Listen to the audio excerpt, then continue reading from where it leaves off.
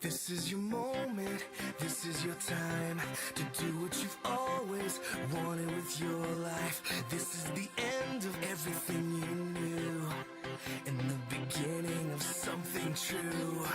So take hold if you want it, don't let go if you want it, believe if you want it, succeed if you want it, hold on if you want it, cause you know that you want it, you know you want it, you know you want it. Go!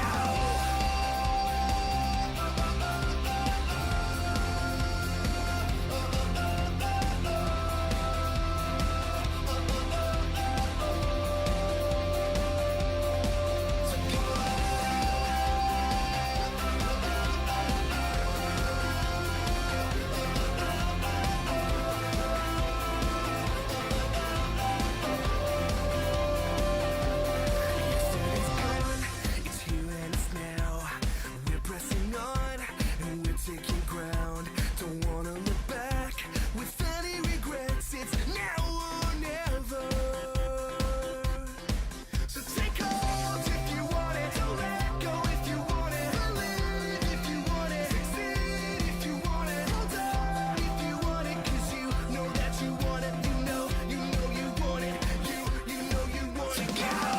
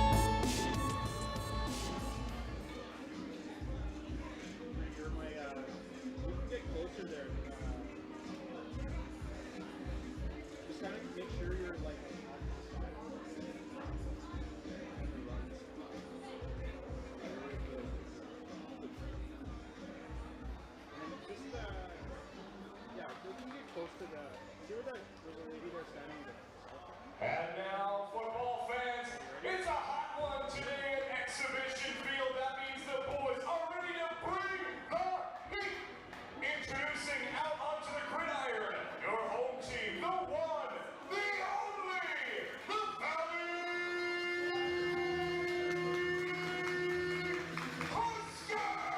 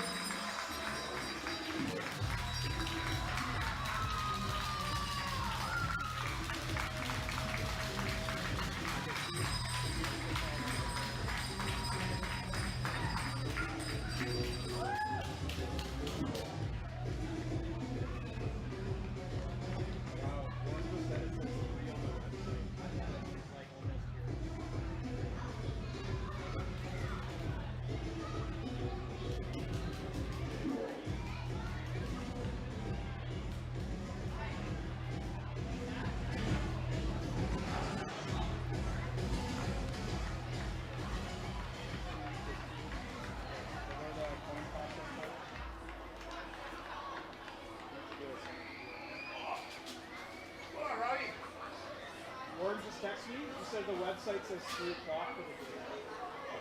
But luckily he's almost here. Okay, good. He came early. You might have to start the game. That's okay. I can do it. Give him a rundown on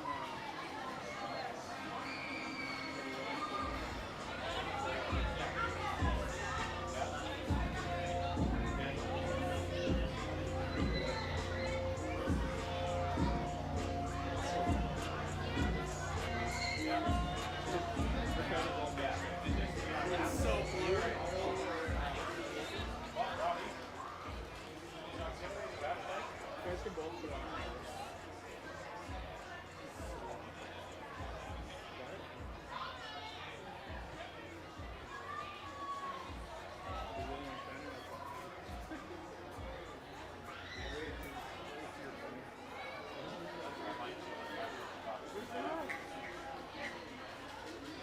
They usually go out first.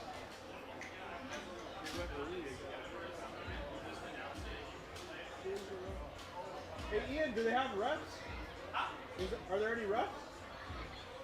They are. They're just not out there yet.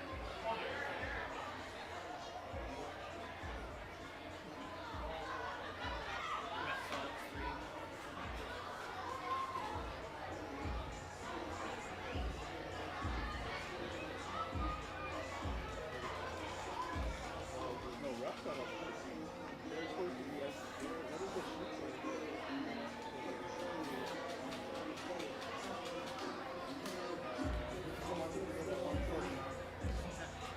They must have looked on the website.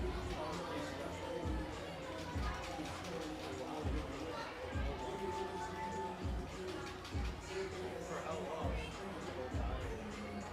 I was looking around. Born Andrews. Tell us the website, everything, 3 p.m. No one told me about parking, so I had to park on Spadina. Like,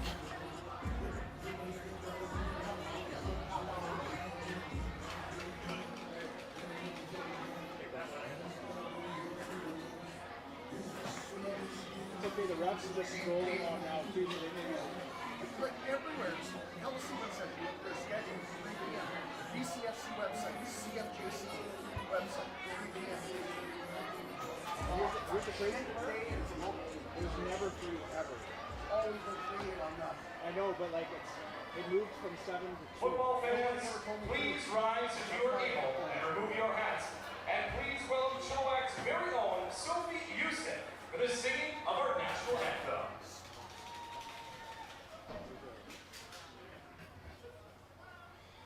Oh, Canada, our home and native land, true patriot of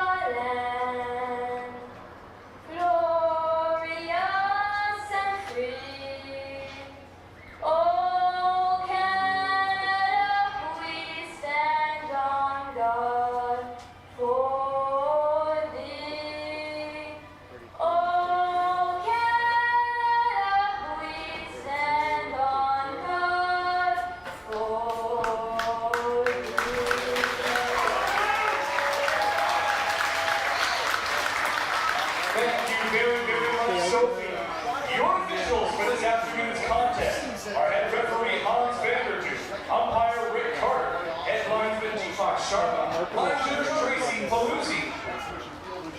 Anders along with Matt Macri. There's a ton of stuff going on in town, but the main event is the Valley Huskers hosting the Westshore Rebels in a battle for second place. Matt, and this one should be awesome. I think it's going to be a heck of a game. It's good to see you again, Warren. We haven't seen each other, what, month and a half since we had a home game here, eh? It is. Last time they played, school wasn't in.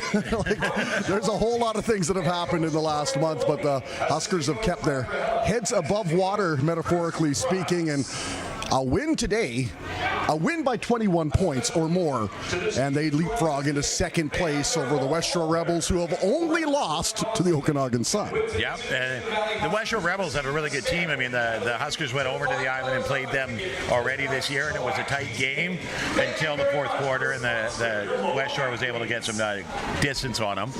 But I think this is going to be huge today for both the Huskers and the Rebels to get ready for the playoffs.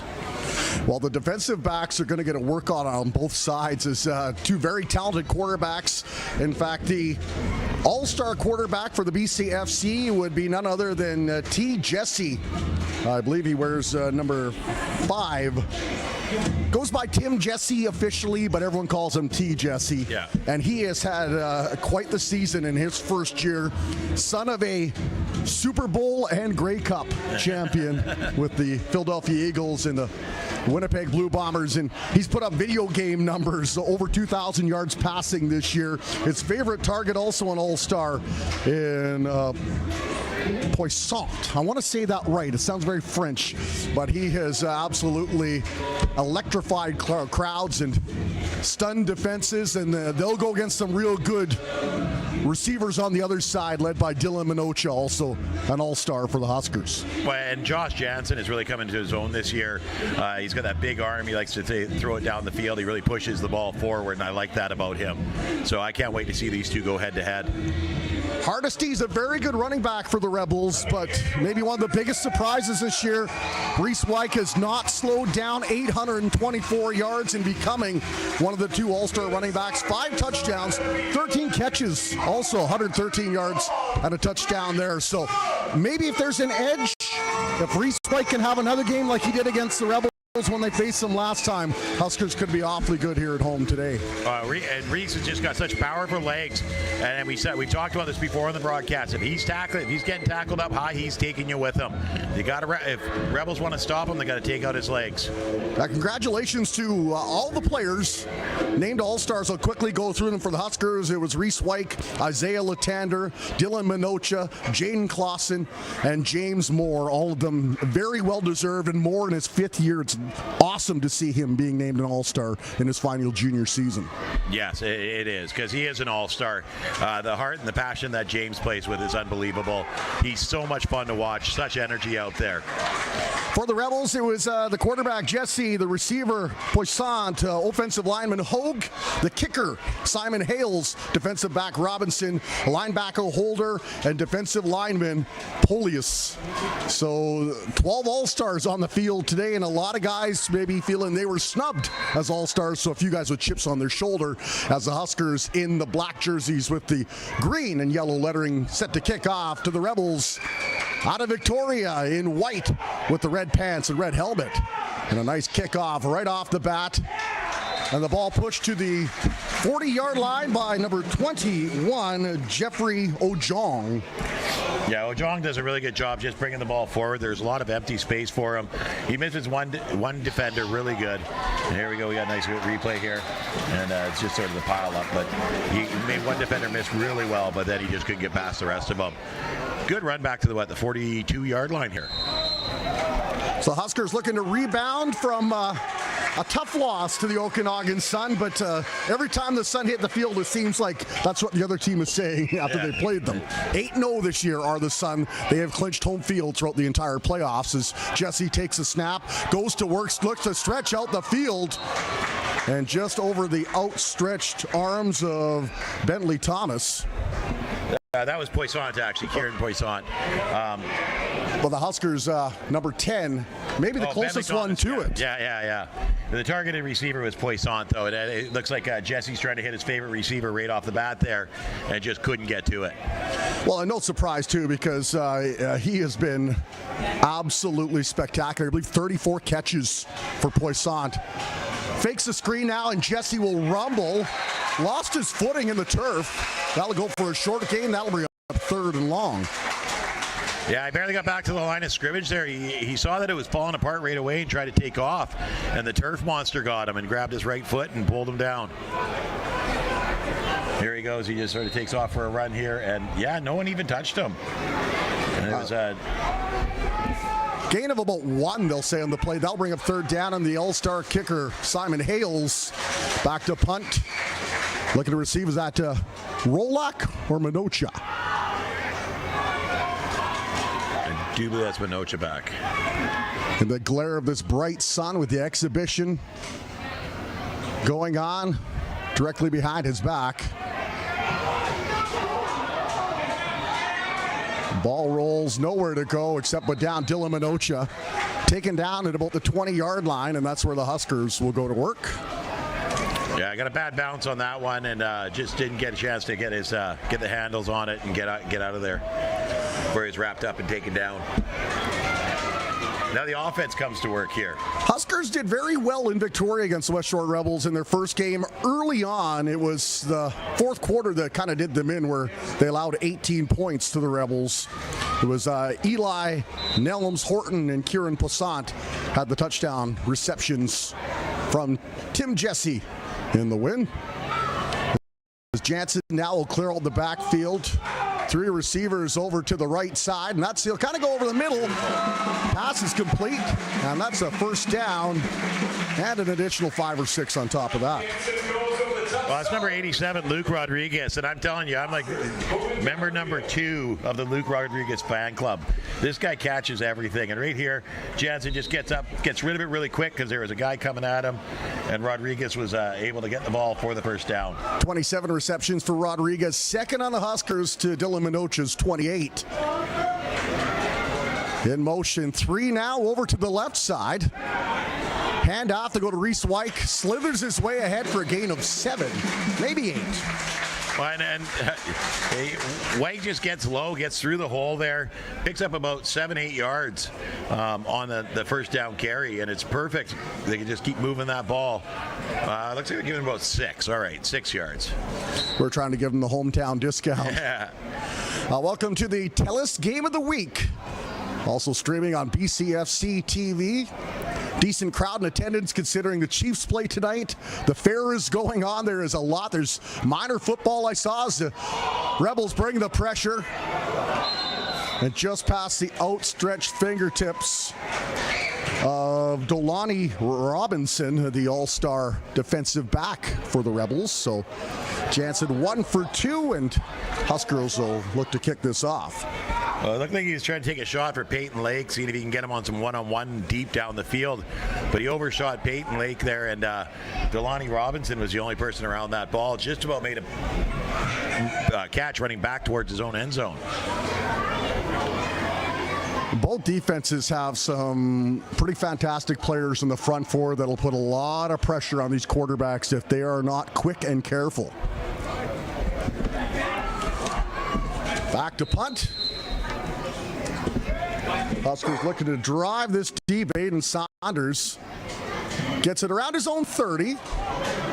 Bit of a wobbler, takes a Husker bounce out at about the 45-yard line. Good field position for the Rebels to start. Well, it's good field position for them, but it's a good job by Sanders there to get the ball down the other end of the field. You want to get him out of your end, and this is a great job of punting it down there and giving them a little bit of room to work with. Now the defense is going to come out and try and shut him down again. I think this is the way we're going to see this game go for the first little bit here. They're just going to be sort of feeling each other out, getting used to seeing what's happening, where they can make some adjustments. Both coaches will be really quick to jump on any weakness they may find. Rebels 6-2 coming into this, and a nice hole opens up. And it is number 10, Garen Hardesty, the running back, with a good gain to start their first drive. Hardesty does a good job of making himself small there and turning sideways and just wedging his way through the line and all the big bodies, picking up a good chunk of yardage there to keep him going. Yeah, they'll give him a first down on that one. And Hardesty comes in, 102 carries, 665 yards, chewed up on the ground, plows his way ahead. Another good gain of 5, maybe 6 on the play. Yeah, he got about half of the last one. I think they were watching for it this time, but he still does a really good job. You watch him here. There's a snap, quick handoff, and he turns upfield, sees the hole, cuts back to his left, and he's wrapped up and keeps driving those legs. Everybody's hugging him up high. Got to take the runner's legs out behind him, from underneath him. That's his biggest asset is his legs. Jesse now with the hard snap, feels the heat, dodges around one. He's a big man. I think he's listed about 250 pounds, so it's not like he can hide behind his offensive line. Rumbles ahead, and he is the second leading rusher on the Rebels, and picks up first down for them on a 6-yard scamper. Really good job getting out of the pressure there. And number 11, Chavis Spencer, comes in and takes him low while James Moore hits him high. Does a little pinwheel act there, but jumps right back up, and he wants to get going. Did play a year of university ball in Canada before making his way to Westshore. Fumbles a snap, throws a screen out wide, and wrapped up neatly by the Huskers. The reception to number 3, and that is Eli Nels Horton, the former Raider. Nels Horton does a good job of starting to take off and get the DB to work his way back, and it stops. And Jesse hits him right away, picks up, 4 yards here? Nice little toss. He's on 4th in terms of receptions, but he's got a lot of yards. Pressure again from the Huskers, and Jesse airs it out. Closest player to that, though, was a member of the Huskers, and that'll bring up 3rd down. So both defenses allowing a few plays early on, and then they kind of put the clamps on it as the drive continues. And this could be a real defensive battle as it goes on. Well, it's going to be a chess match here because they're each going to come with a little bit and see what the other team's giving up for defense, what space they're giving up on the field, and then they're going to pounce on that. Right now, this part of the game you kind of expect. With 3rd down, they're going to punt it here and hope to pin the Huskers down around their 5-6 yard line and make the Huskers really earn the field if they want to come back. Looks like it's Minocha back to field this punt again. High riser. Falls down at about the 15 and then takes a Husker bounce and plus the no yards. He'll drive it up to the 35. That'll bring it past the 40. So a good place to start for Josh Jansen and company. Well, and that's frustrating for the Rebels because it really bounced not in their favor and came back to within 3 yards of the line of scrimmage. They were hoping to go the other way. For the Huskers, that's great because instead of getting the ball down around their 10-yard line, they're now getting it up around the 35, and it's going to move 5 yards further with the no yards there. So 40-yard start, 41-yard line. There you go.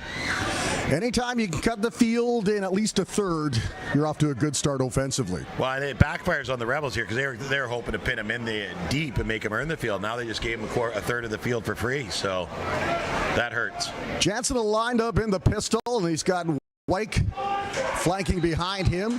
2 receivers near side, 2 to the far side. Handoff to Reese Wyke, and he is met by a bulldozer as he hit the line. Number 54 just KO'd him. Cole Bunting. As Wyke hit the line there, Cole Bunting hit Wyke, and he didn't go very much further. Well, you have to know these Rebels will be plotting a game plan of how to limit what Wyke can do. He torched him for over 100 yards last time they played. In fact, he got 121 yards on 17 carries last time. So guaranteed Shane Beatty and company watched that game film a few times. Jansen now set back. Pressure comes wide open, man. Dagmore scoops it up. Taken out of bounds at about the 46-yard line. And a nice pass and catch there of 24 yards. We've really seen the relationship between Josh Jansen and Dag Mora develop over the course of this year. Dag doesn't drop too many balls, and he wasn't dropping one there. This is worrisome as Dylan Minoch is having trouble getting back up off the ground here, and he's pointing at his ankle. Mora, one of 4 Huskers to have 20 receptions or more this year. That's near the top of the BCFC charts, and that's 21 receptions for Mora now and over 300 yards in receiving. He does a really good job of getting separation, and you can see in that last play there, he did exactly that. He comes off the line nicely, gets the DB looking back towards the quarterback for a ball, and then he takes off and gives that burst, and Jansen was able to put it over top of everybody, and the only person that had play on that was Mora.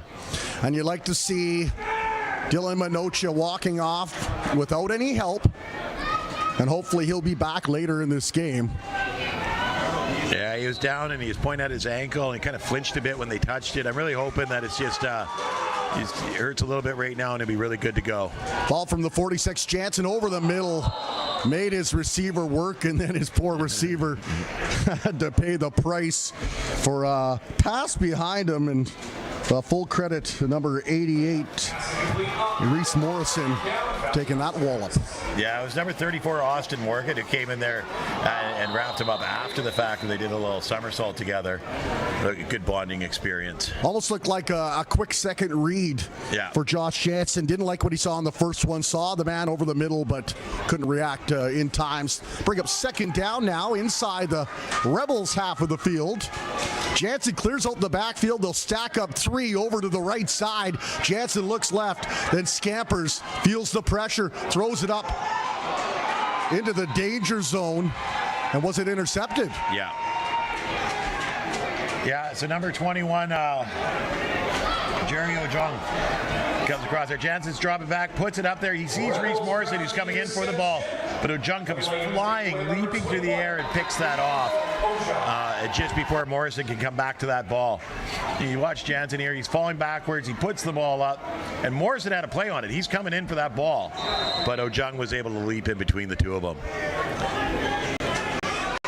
So the Rebels had 2 interceptions against Jansen in the win in week number 2, and now they'll add to that total here. Huskers defense now put a little pressure on T. Jesse. Hand off Hardesty. Looked like he was wrapped up, now he'll head the other way, but tripping on his own shoelaces, he'll come down. If there was a gain, it wasn't much.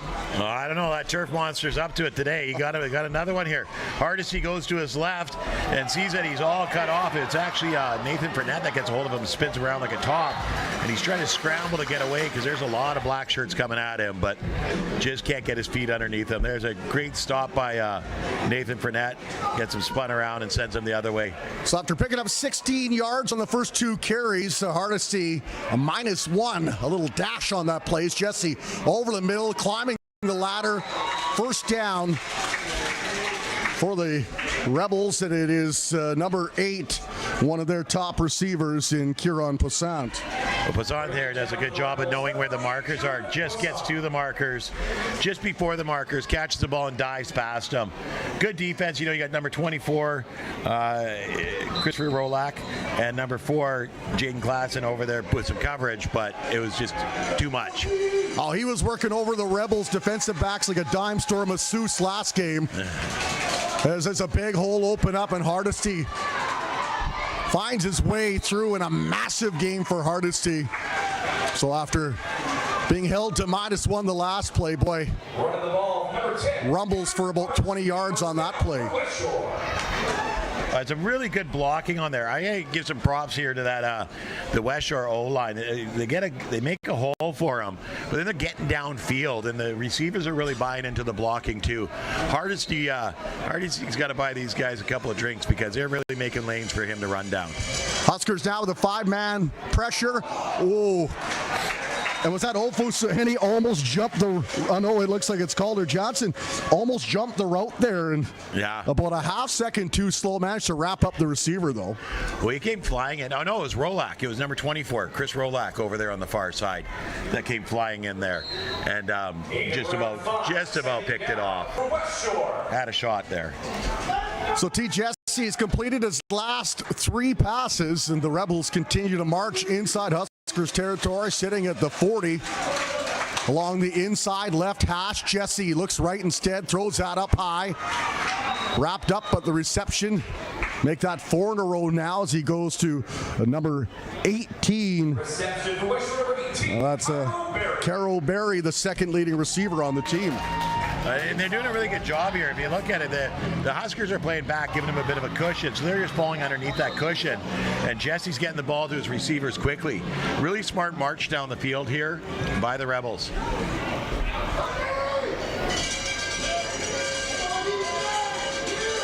Jesse now the quick little draw play up the middle. Hardesty will scoop up 3, maybe 4, depending on where the lean ended up. Yeah, he doesn't get very far on that one there. You know, as good as those blockers are, the defense knows that they got to get in there and make the plays, and they're making some here right now. Feast or famine for Hardesty. 3 runs of 6 or more yards and 2 runs of 2 or less.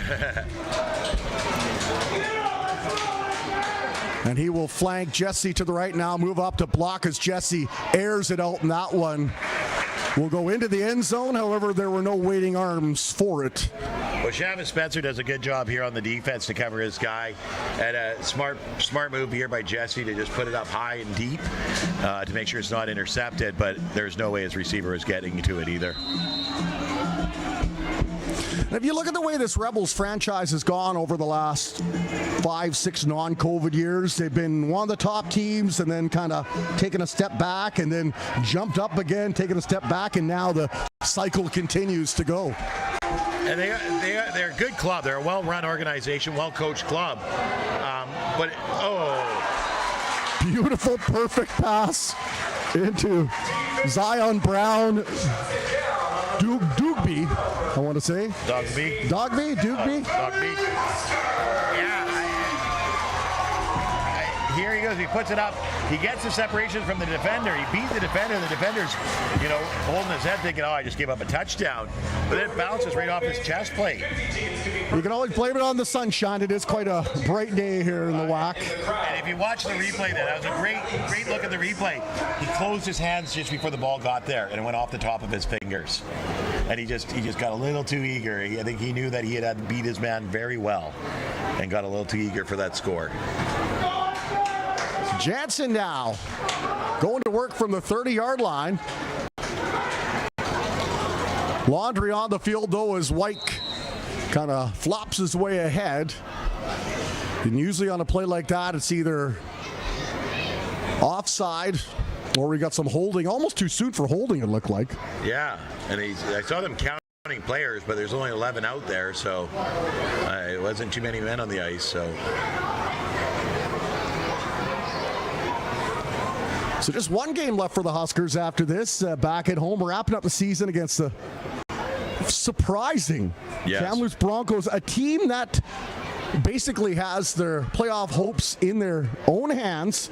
They can knock out the 2-time Canadian champions, the Langley Rams, if they can win their last 2 games. The Rams have 1 game left. Yes. And they need to win that against a team that always seems to give a lot of teams trouble in the Prince George Kodiaks. Yep, and then I think Kamloops has. They got the Okanagan Sun. That's going to be a tough one. Yeah. Plus they got to play us next week. Yes. So, which is a tough one. Very tough. Which is nice to see. But for the Broncos, it's nice to see after a lot of lean years, much like the Huskers, the fate is in their hands. Well, and here you talk about the Westshore Rebels. They have a very successful year and then a couple of quiet years. A very successful year, a couple of quiet years. The Rams last year, they won everything. They went across Canada. They won it all. Having a rough go this year, right? And it's when you get top heavy with the seniors, right? And they're playing good and they're winning games and they're moving forward. The juniors don't get a lot of time on the field, a lot of reps, and so when the seniors age out, they have a successful year. Seniors age out, the juniors have kind of got to build that chemistry up. Huskers forced a punt. Saunders from his own 20, nice kick down to the 42 inside Rebels territory. Receiver looking for a lane. Got around 1, maybe 2, then wrapped up going east-west. But once again, decent position for Jesse and company to get going for the Rebels. 18, Carol Barry here does a good job. He goes to the left, cuts upfield really quick, trying to cut out to his left one more time. And it's number 42, Darius Kelly, that's able to wrap him up and stop him from doing his little ladder moves up there.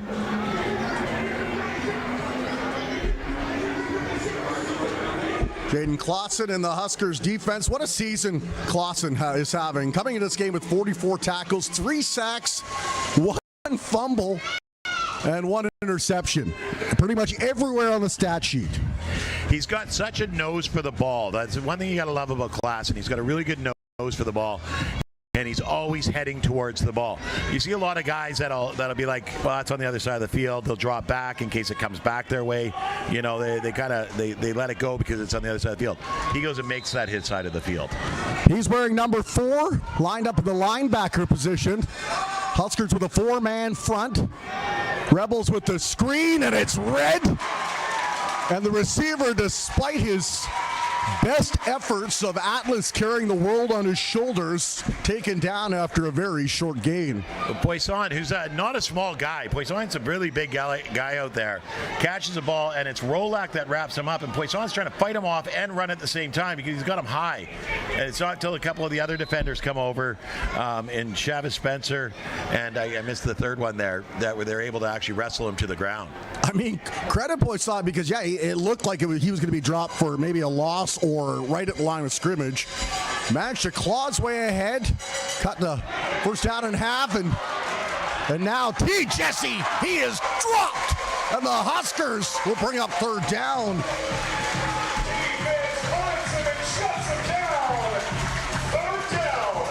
And I think, was that Clausen that came in there? Yes, it was. So it's number 91, the big Nathan Fournette, gets in, bursts his way up the middle, scares Jesse out of the pocket. He's running away right into the waiting arms of Jaden Clausen. Now, if this is hockey or soccer, you give Fournette the assist on that one. For sure. He did all the work, set it up, and Clausen managed to wrap up a very big quarterback and drop him back. And so punting will be Hales from the 30-yard line, and a low snap and a line drive. That one just dies up at about the 40. Huskers will pick it up, make their way up to about the 45-yard line, where Josh Jansen will look to get to work. Really, he's only had the one big play of 16 yards to Rodriguez, and he'll want to get going here. Oh, we got a Jay Jens here. It's the end of the first quarter. 0-0 on the scoreboard, eh? But you know what? It was a good first quarter. There was lots of action both ways. Not a lot of laundry. I don't want to jinx the game at all, but it's nice when it's free flowing. Yeah. Whatever the score is, you just want the players to play. Well, you like the game like this where both defenses are playing well and not giving the other team a chance to get comfortable, get into a groove, and start walking the field. And here, both defenses are making this a game worth watching. This is the TELUS Game of the Week. You're watching on channel 1999 if you're a TELUS subscriber in BC, and BCFCTV.com if you're watching strictly on the internet. The Sun, we're at Kamloops today. That game happened at noon. We'll get you an update at halftime. And at 4 o'clock, it is the Kodiaks going down to the Rams as they fight for their playoff lives. And what should be a good one there. I think so. I mean, the Kodiaks have showed a lot of spunk, being a first-year team and whatnot. They were able to beat the Huskers when we went up there to Prince George in that month-long break that we took from home games. So it'll be interesting to see how they do here down in Langley, which is a very unfriendly. Very unfriendly. McLeod Stadium is the place where a lot of dreams go to die. Prince George, though, of course, won their first game in their first season, tied with the Vancouver Island Raiders with a win each. So, and a lot of good building blocks up there, along with some amazing fans and community support. As the Huskers will go to work from the 45, Jansen, handoff. Wyke looks for a hole, makes his way out instead over to the left. He is tripped up. He went Horizontal, a far ways, but didn't get many yards. Ran a long ways to go nowhere, that's for sure. Some good speed there, but it's big number 97 that kind of messes everything up here. It makes him bubble back. You got 92 and 97, 54, all making him bubble back. And by the time he comes around, number 1, Dulani Robinson is there waiting for him to take him out. Well, Polius and the Rebels defense have limited the league's leading rusher to 9 yards on 4 carries so far today. Jansen now steps back, throws that. Dylan Benocha back on the field. Great to see.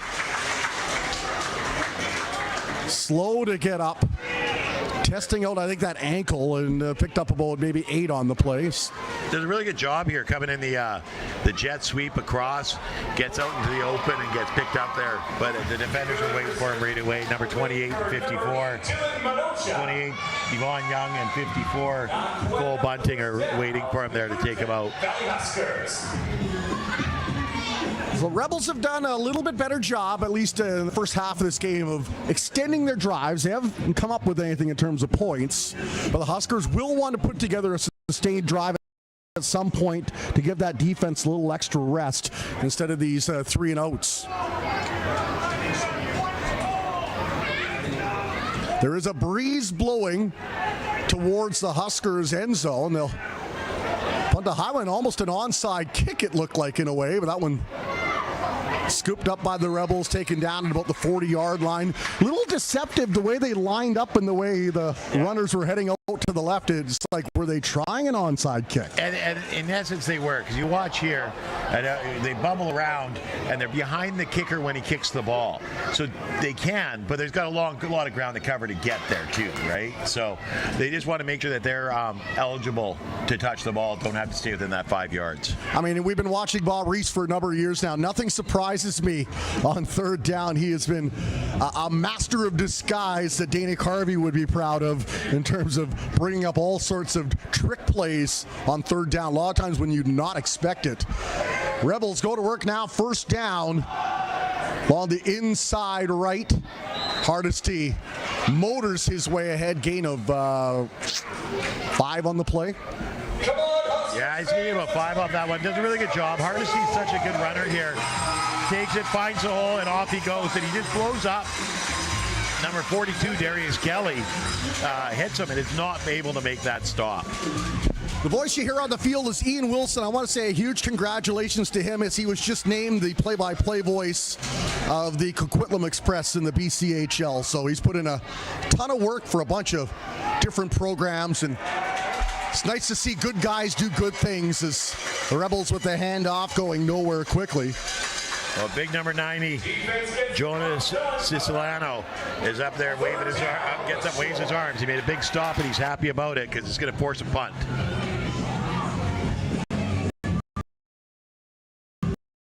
And really, it's been a staple of either Hardesty if you're wearing white and red, or Wyke if you're wearing green and black in terms of running today. I credit both defensive lines. They're not giving much either way, save for the one big run where 15 yards. Yeah. And even you can't really fault the line on that too. You got one guy double teamed and to make that hole happen. Nice kick from Hales, showing why he was voted an all-star. And it takes a great Rebels bounce deep inside of his zone. Westshore with some excellent special teams coverage, and the Huskers will start as deep as we've seen today. They look to try to march down the length of the field. I guess with a sore ankle on Minocha, they got number 15, David Coronado, back there. And when he feels the ball, he's kind of looking for a path. He's looking for a place to go. And there's too many white and red shirts there. He just said nothing for him. Nothing opened up. Wally, he's kind of the third option, Coronado. That's the 13th return he's had. He averages just over 7 yards returned. But I don't see Rolak out there today, so perhaps injured, or they're just trying something a little bit different. Well, and you gotta give other guys the opportunity. I mean, Rolak, they maybe want to keep him not so banged up. We got playoffs coming up, right? And we're in the playoffs, so we got to make sure that we got. Jansen feels the heat. Then a flag flies, and you have to wonder, is it a late hit on Jansen? Because that flag came out just after he released the ball, and we see him down on his keister on the turf. Well, it'd be interesting because, he gets shoved after he throws it, and then that's what definitely the flag's on. But the funny part here is it's number 64, who's Raiden Sanderson, is blocking his guy out, and Josh Jansen goes to throw it down to the receiver as Sanderson comes across and takes it off the noodle. I mean, that was a header that Cristiano Ronaldo would have been proud of. Got some good height off that noodle. Huskers. Yeah, so that's going to be a 15-yard penalty, first down. Let's go. In a game like this, where we haven't seen a lot of penalties, when you get one and it's a big one, it's got to feel awfully good. Give this offense a little bit of breathing room and maybe a few more options getting out of the shadow of their goalposts. Well, and it's, I feel for the defensive linemen, but that extra shove just cost you 15 yards. You gotta keep some good discipline. Davies, one of 3 receivers to the right side. Jansen, though, rolls out left, and the lanky quarterback makes his way down. There should be another penalty here. I was going to say, it looked like a slide tackle and then a hit. With that, we'll see what the referees decide on. Yeah, you watch Jansen here. He gives himself up to slide, and then a hit to the head. I mean, big number 54, Cole Bunting. Oh, no flag on the play. I guess he figured that he didn't slide fast enough, and then we got someone over on the sideline looking like they're injured. Been the walking wounded for the Huskers here. 10:42 still remaining. Neither team yet to pierce the score line. Well, number 97 for the Rebels, who is Tarek Polius, is sitting down with the trainer over under their tent too. So I don't know if there was a collision there. While Polius doesn't come back, that is a massive loss. He is such a rock. But he's just absolutely monstrous out there. He's a head taller than everybody else on the field out there, and just those big arms. I mean, he's working that O-line over and over. I mean, this Rebels team came the closest any team has done this year to beating the Okanagan Sun. They had that lead before the Sun scrapped their way back in the game down in Westshore a few weeks ago. In fact, it looked like I was watching the score line on Twitter, and Rebels continued to lead, and then late, what do you know, Mike O'Shea and the Sun decide to pull out the very last second, but quite a game down in Westshore. Well, we got quite a game here on the BC FC TELUS Game of the Week. Jansen looking to go to work. 4 receivers over to the right side. He goes up the middle instead, and a nice reception and signal for first down. Is that Luke Rodriguez? That is cool hand Luke. Look at this. He's sprinting through the middle of the field, catches it in stride, takes Cole Bunting for another 5, or not Cole Bunting, number 34, my bad. Austin Morgan for another 3 or 4 yards after he makes that catch and gets that ball down to the 50-yard line. Yeah, gain of about 16, 17 on the play. So when Jansen's needed a big play, he's gone to 87. And the lineup once again, 4 to the right side. Hand off to Wyke, and good spin move by Wyke. Plows his way ahead. Didn't get much, but at least he wasn't dropped for a loss. The big man, number 99, Ford Bone there, gets into the backfield and makes Wyke have to spin around and take off. And here comes Bunting.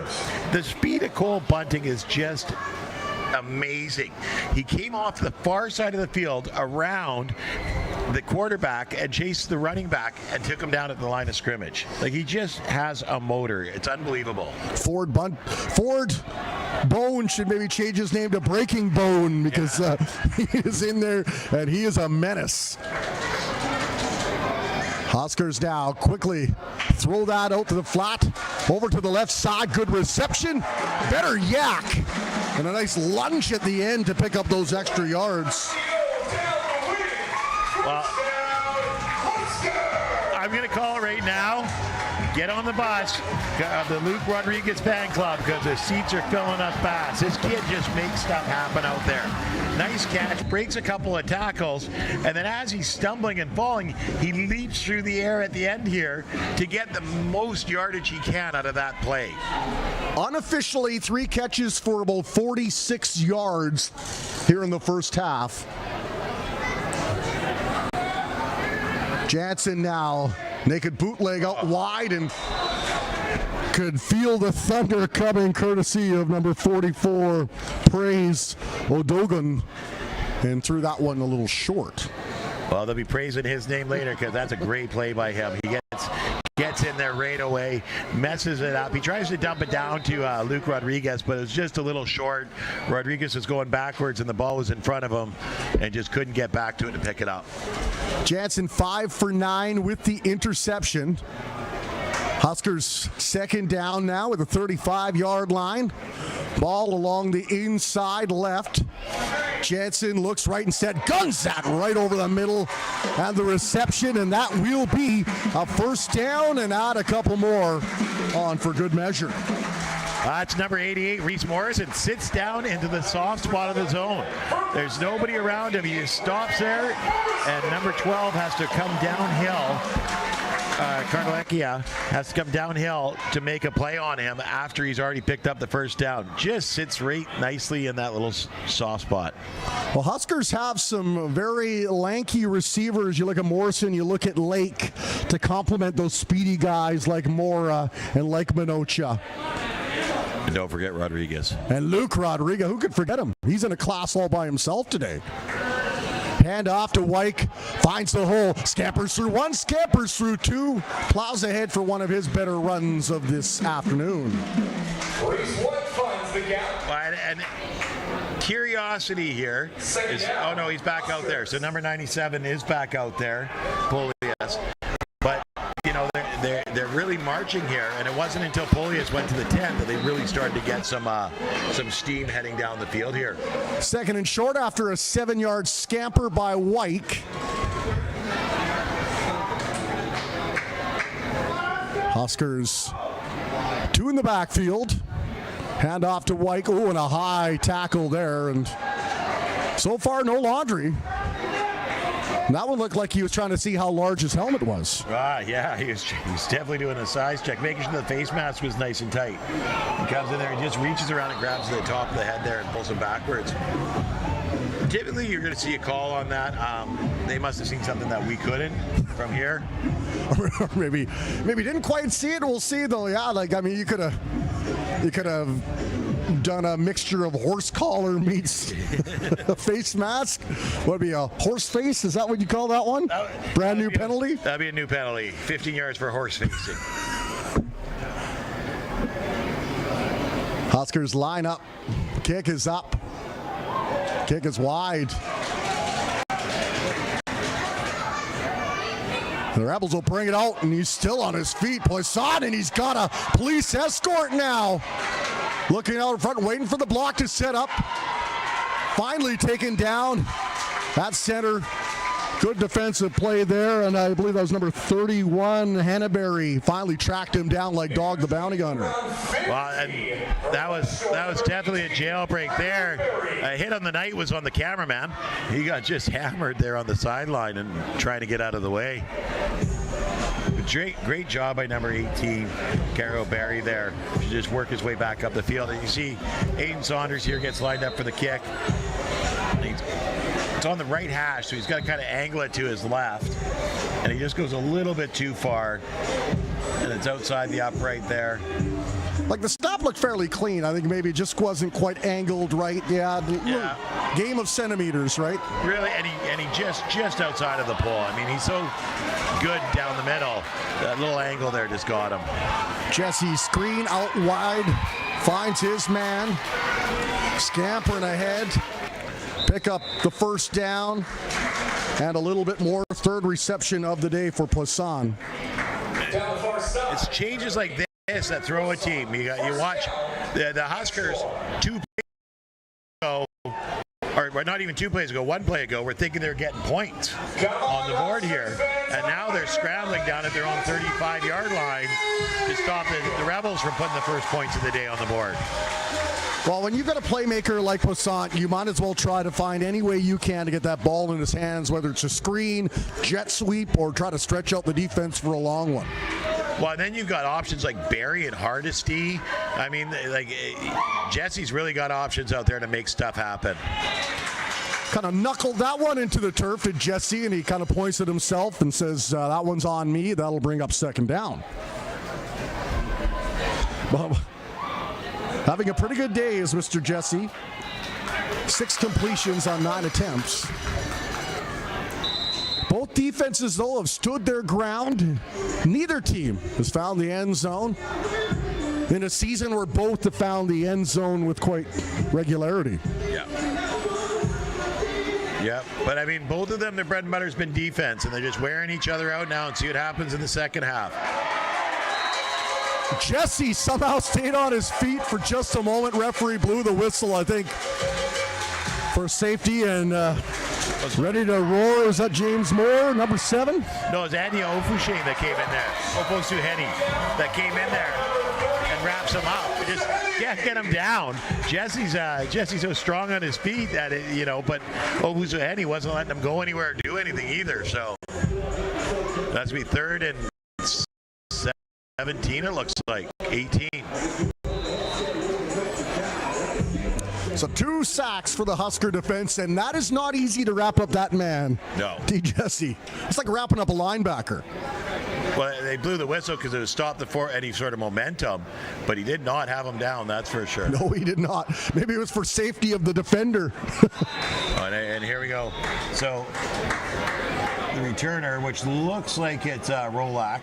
Yeah, number 24, Chris Rolak. Ball bounces sideways on him. He kind of loses it a bit, gets back down around like the 4-yard line, 2-yard line, but didn't get his 5 yards, so that's going to move forward quite a bit for him.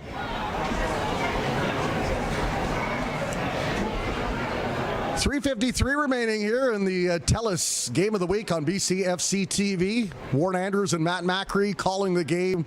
Robbie Snooks, the director, with For the Win Media. Beautiful sunny day here in Chilliwack. Light breeze blowing from our broadcast right to left. Lots going on here in Chilliwack today, boy. Chiefs hockey game later as the BCHL season has gotten underway. The fair happening, those neon hot dog and french fry signs making everybody hungry. I heard there was a swim meet going on just over here today, too. This corner is really busy. You got the Giants football going on across the street. There were a lot of fans of that game also. Yeah. Youth soccer on the other field. So if you got a young family, Chilliwack might be a great place to raise them as Jansen over the middle finds his man, waiting for some blocks. Still on his feet. What a run. Nice little dump over the middle, waiting for things to happen, and Ethan Porter all aboard the Porter train on that one. Well, no, that was 87, Luke Rodriguez. That was Luke Rodriguez. Oh, you're right. He was using the force out there. Just the force of will to get that ball up the field. He did a great job of getting up to the 30-yard line. Almost. What a game for Mr. Rodriguez. And it seems every game the Huskers have at least one guy that really comes to the forefront. Now they'll throw that one out wide. Reception complete. Markham down just shy of a first down. Oh, a little more than just shy. Now it's Ethan Porter on the catch there. Number 17, Ethan Porter. Took him 6 on that, so second and short. Jansen starting to get in a bit of a rhythm, completing his last 3 passes. 2 receivers far side, 2 to the near side. Reek up to block as the Rebels brought the thunder, but the intended receiver stumbles, and that'll bring up third down. Wow. The Turf Monster doesn't have any favorite teams here, that's for sure. You see Ethan Porter turns around for the ball, and as he does, he just can't get those feet underneath him. I mean, it's not like normally this time of year you could blame it on the rain, as Millie Vanilli says. You know, that there's been lots of showers by this time, but it's been dry as a bone in the valley for the last probably month and a half. So maybe they were watering the turf ahead of time. That could be part of the problem. So Saunders set to a punt from just past his own 20. And Kieran Passad back to receive.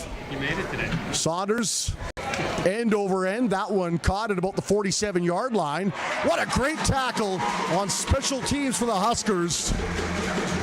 As Passant was looking for the C's to open and his blockers to set the tone, and taken down on a great play here. Claridge thundering his way down, and the Rebels will start inside their own half. It's kind of been the way the game's been going for both teams here. No one's getting it into the end zone, kind of play in the middle of the field. It's almost like it's going to take a weird play to get the score, like something bounces off a few players and ends up in some offensive lineman's hands. Flag right away, could be holding. Yeah, I think it was. So it's a first down for now.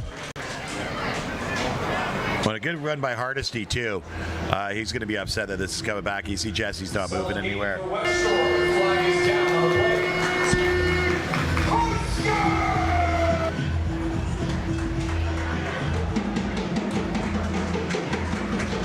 Okay, so it looked like the one ref thought it was holding after the yards were gained, but no, it was before. So, well, they threw that flag right away as right soon as away, yeah. the handoff was given.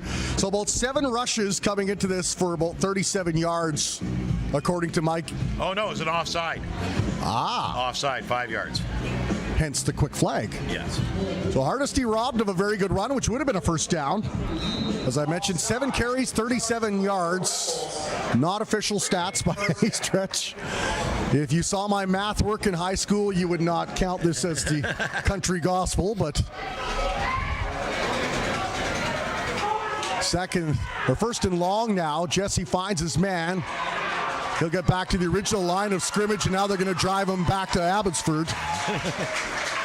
Shane Claridge was making sure that he realized that the forward momentum was stopped. He gets on this right away, wraps him up, and then just starts driving him backwards. Gets a couple buddies to give him a hand for a bit there. They give about 11 on the play. That'll bring up 2nd and 9. I love the fact the second guy in, Claridge has got him, second guy comes in, wraps him up, and they both start pushing. Third guy grabs the second guy and pulls him off. We don't need a penalty. Exactly. That's smart. See, that's a veteran play. That's smart. Very smart. Rebels will bring 3 to the near hash, 2 to the far side. Jesse steps back, feels the heat, throws it up. He was hit as he threw it. And number 9, who was the intended target, Dion Brown, went to deke in and come back out and lost his footing. So really the only person that had to play on that was Chris Rolak, number 24 in the Huskers uniform. It's not like the CFL where I'm sure they've got about 5 different cleats they can try out. It's like what you're wearing is what you're wearing. Yeah. And if it ain't working on the turf, figure something else out.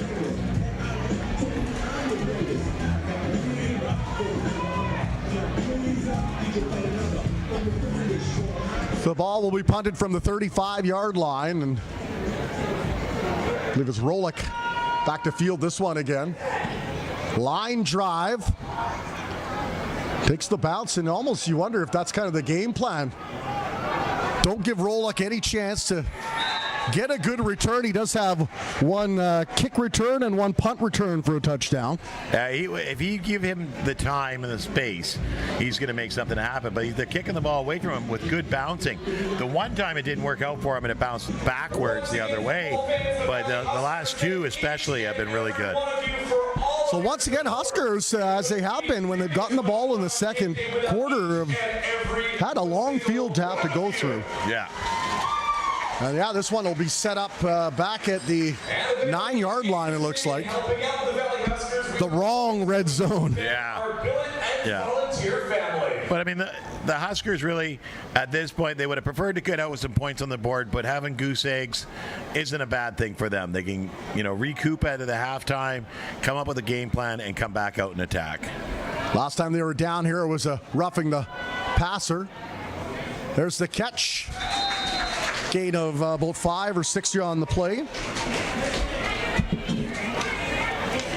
Is that Rodriguez? Oh, no. Peyton Lake with the reception. Solid gain, 2nd down. Coming up. I think they'll give them 6 on the play, so that'll bring 2nd and 4. Nice little pickup. Just keep moving the ball down the field. This is what Jansen and his crew want to do. Eat up some time here. We've yet to see White bust out that big run. You have to wonder if he's got that stored up. He's always got one in him at least. Jansen now looks out wide. He's got his man. Nice plays. He slips through the defenders. Still on his feet. Brought down to the 35-yard line, and a big pickup for the Huskers as they signal first down. It's Coronado. Yeah, and he's standing on the aisle of Coronado here, out to by himself on the side, and steps through the two defenders. Beautiful job just to get through them and get upfield and pick up extra yards afterwards. He got out, to the 35-yard line. Fabulous job by David Coronado, number 15. They're getting about 19 on the play now. I thought there was a man down, but they're just bringing in some water, a little hydration as we come into the waning moments here of this first half. Zeros on the board, a minute 20 remaining. Look, Coach Bob's going to want to make sure, use his timeouts, make sure the plays that they want to play are called, that everybody's got the right personnel on the field, everybody knows what they're doing, because they want to eat up this clock to the halftime. They don't want the Rebels getting the ball back. Number one. Number two, love to put some points on the board going into the half and be leading in the locker room. Well, you've got two veteran junior football coaches that have seen it all, done it all themselves, and you were right about this being a chess match with defenses really shining here in the first half. Jansen in the pistol. Throws that one over the middle. Out of the reach of the intended target, number 82, Brandon Halsey. Yeah, Halsey just couldn't get there in time. He had a bit of obstacles in his way there and just couldn't get around to get to that ball. But I like how Jansen puts it, where if Halsey ain't getting it, nobody's getting it. So that's a smart football play by Jansen. Jansen 10 for 16 here in the first half, quietly putting together a good one. Three receivers far side, and that's where he'll look. Finds his man in the flat. Still on his feet. Oh. And the fans don't like that call by the referee. Not at all. He's saying his knee was not down, it was on top of the defender trying to tackle him. Yeah, it didn't look like that. He went down at all. So yeah, he did. He kept on his feet. Up in the air, and he kept going. It was the ref on the far side that called it and couldn't see that.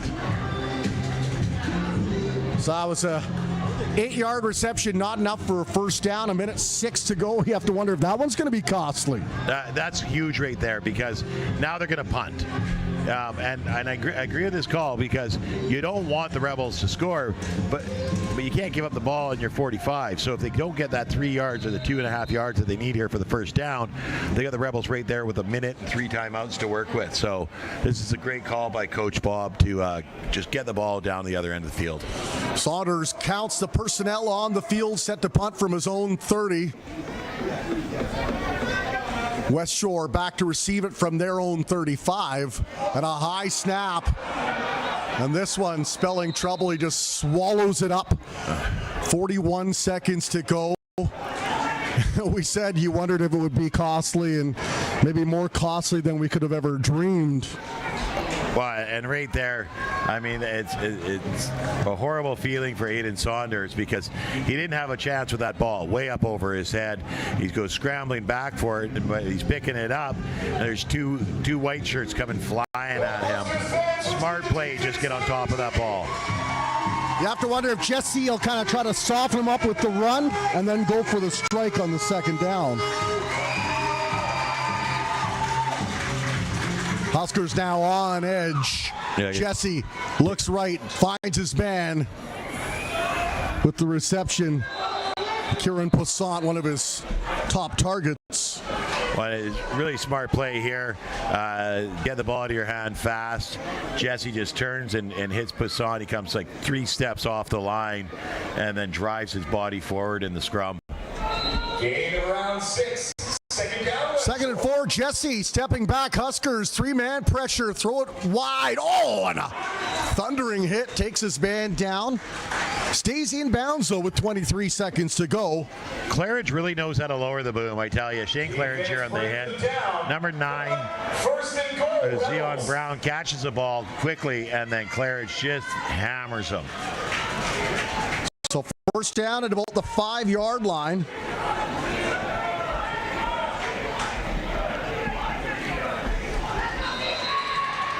And the Rebels threatening for the first time this afternoon. Jesse throws it over the middle.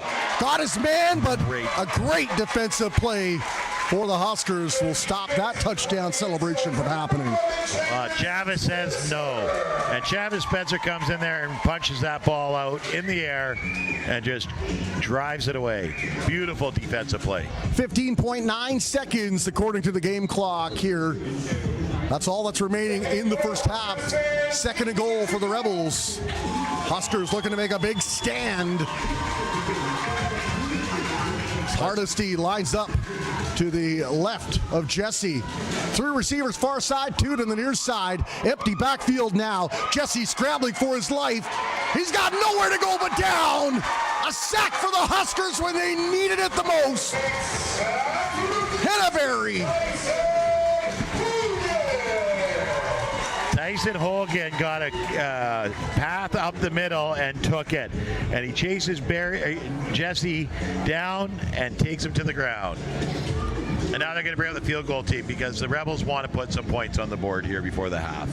9.5 seconds, all that's remaining in the first half clock. And a great stand by the Huskers after a miscue. 3 sacks in the first half. Clausen, Ofosuheni, and Henneberry have all gotten to T. Jesse this afternoon. And it's scoreless pending the results of this kick. Huskers had the same chance, close to the same distance down here for Saunders, and it was just wide left. Well, it was funny on that last play there because the middle of the lines opened up, and Hogan sees that he has an open path to Jesse. Jesse sees that Hogan has an open pass to him, and then it became cat and mouse after that. The chase was on. It was really kind of interesting to watch. Kick is up, kick is good. Like Rambo, the Westshore Rebels draw first blood. 4.4 seconds to go in the first half. It's a 3-0 lead from the visitors from the island. Well, I think what you're gonna see here is Coach Reese just take a knee. He's getting the ball in the 35, so I'm guessing. My guess here is that he's just gonna either take a knee or take a shot at the end zone.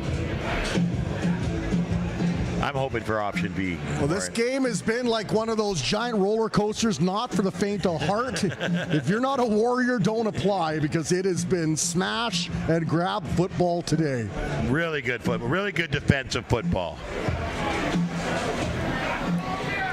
I would not be shocked if the score ends up 3-0.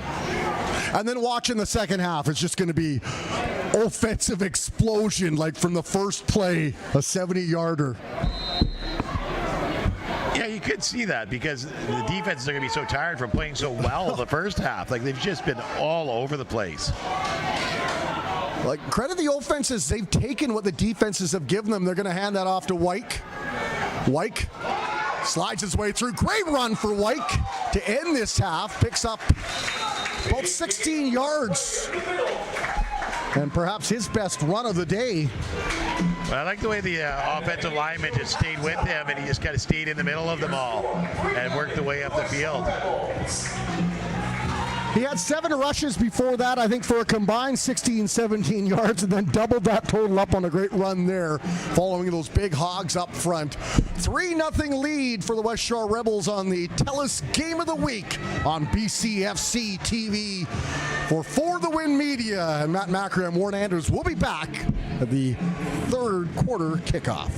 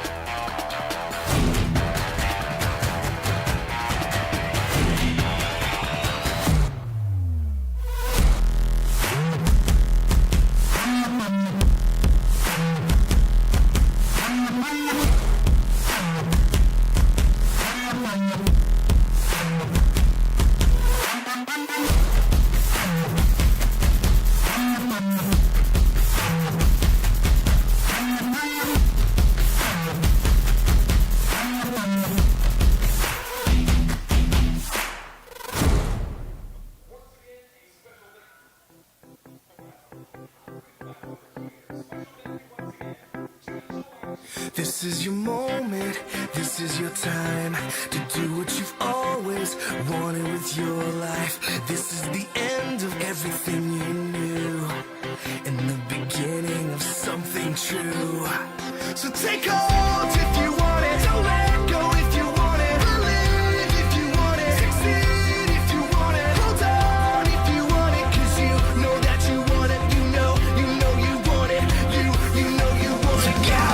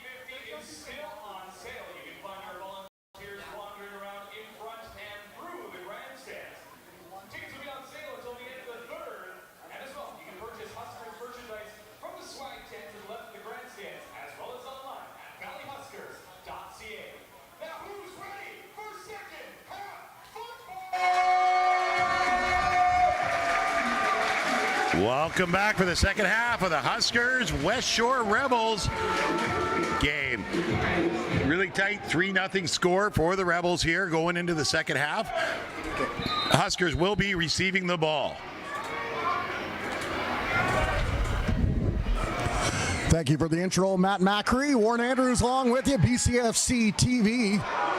And a little reverse now, some trickery to start this third quarter. And then he lost the ball. And I think the Rebels recovered. They are. The Rebels are going to get that. They were able to hit the ball as it was coming out. Rodriguez comes around on the reverse, and he's running up the field, and just at the last minute gets the ball knocked loose. Number 43 sticks his hand in there. Gashi is able to stick his hand in there and pop that ball free, and it was number 14 Simon Hales who was able to smack it just before it went out of bounds. Ball was fumbled, knocked out of bounds down the sidelines. And decent field position now for the Rebels, who are in the white jerseys, red pants, red helmet. Getting underway here to start the second half. Huskers with a 4-man front. Jesse handoff. Hardesty looks for the hole. Finds his way up one. Spins off the tackle. Then dragged down after a gain of 4 or 5. It was number 42, Darius Kelly, that finally is able to bring him down there. But Hardesty does a good job of bouncing off tackles and keep spinning up the field to pick up some yards. Gets about 4 or 5 yards on the play. Oh, maybe 6 yards on the play. And it's second down for Westshore. About on par with what Hardesty was getting in the first half. 9 carries. Hardesty peeled out of the backfield. Jesse went to the left. Couldn't find the intended target. Number 18, Cairo Berry. Cairo Berry looked like he was trying to do an in-out, lose the defender, and on the in he slipped and couldn't get back out, and luckily enough the defender bit on the end that he just couldn't get near it. Barry, 1 reception on the day for 12 yards in the first down. Leading receiver for the Rebels in the first half is Kieran Poussant. No surprise there. Huskers now will show 7.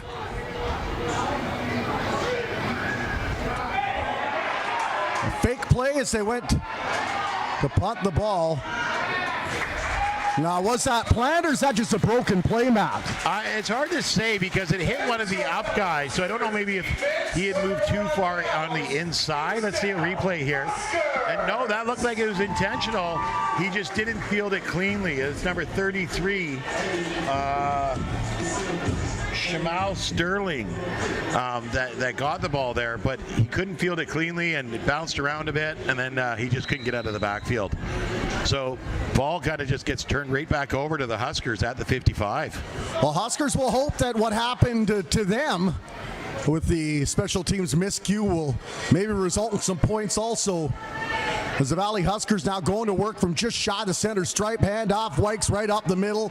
Charges his way ahead. He'll pick up 6, maybe 7 if the offensive line mushing from behind can help him gain that. Well, he does a really good job.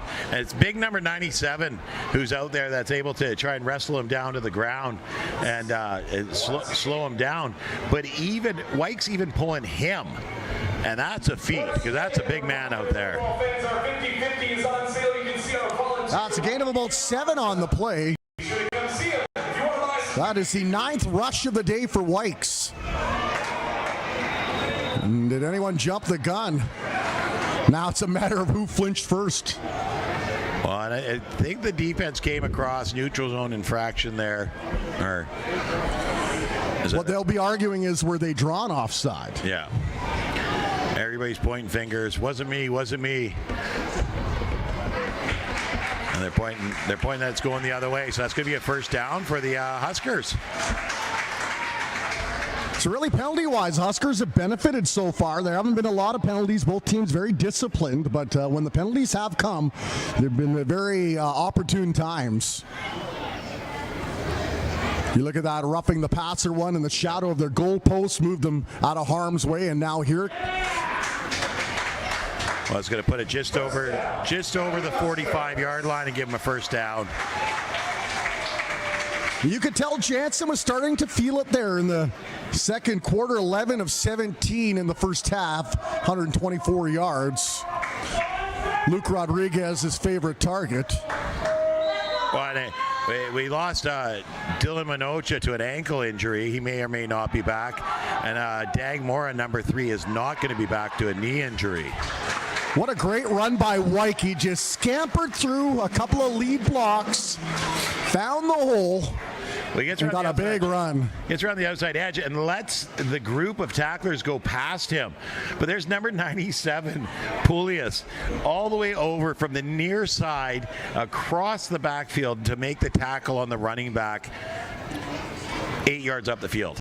Now, if you go back to the last run that Wyke had of the first half, he had 16 yards on that one, now back-to-back 7-yard rushes. So the league's leading rushers starting to get a little confidence and a little traction here.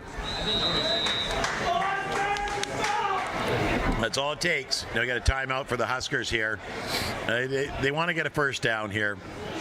They got to get some points on the board sooner rather than later. So, big game, big play here to get that first down.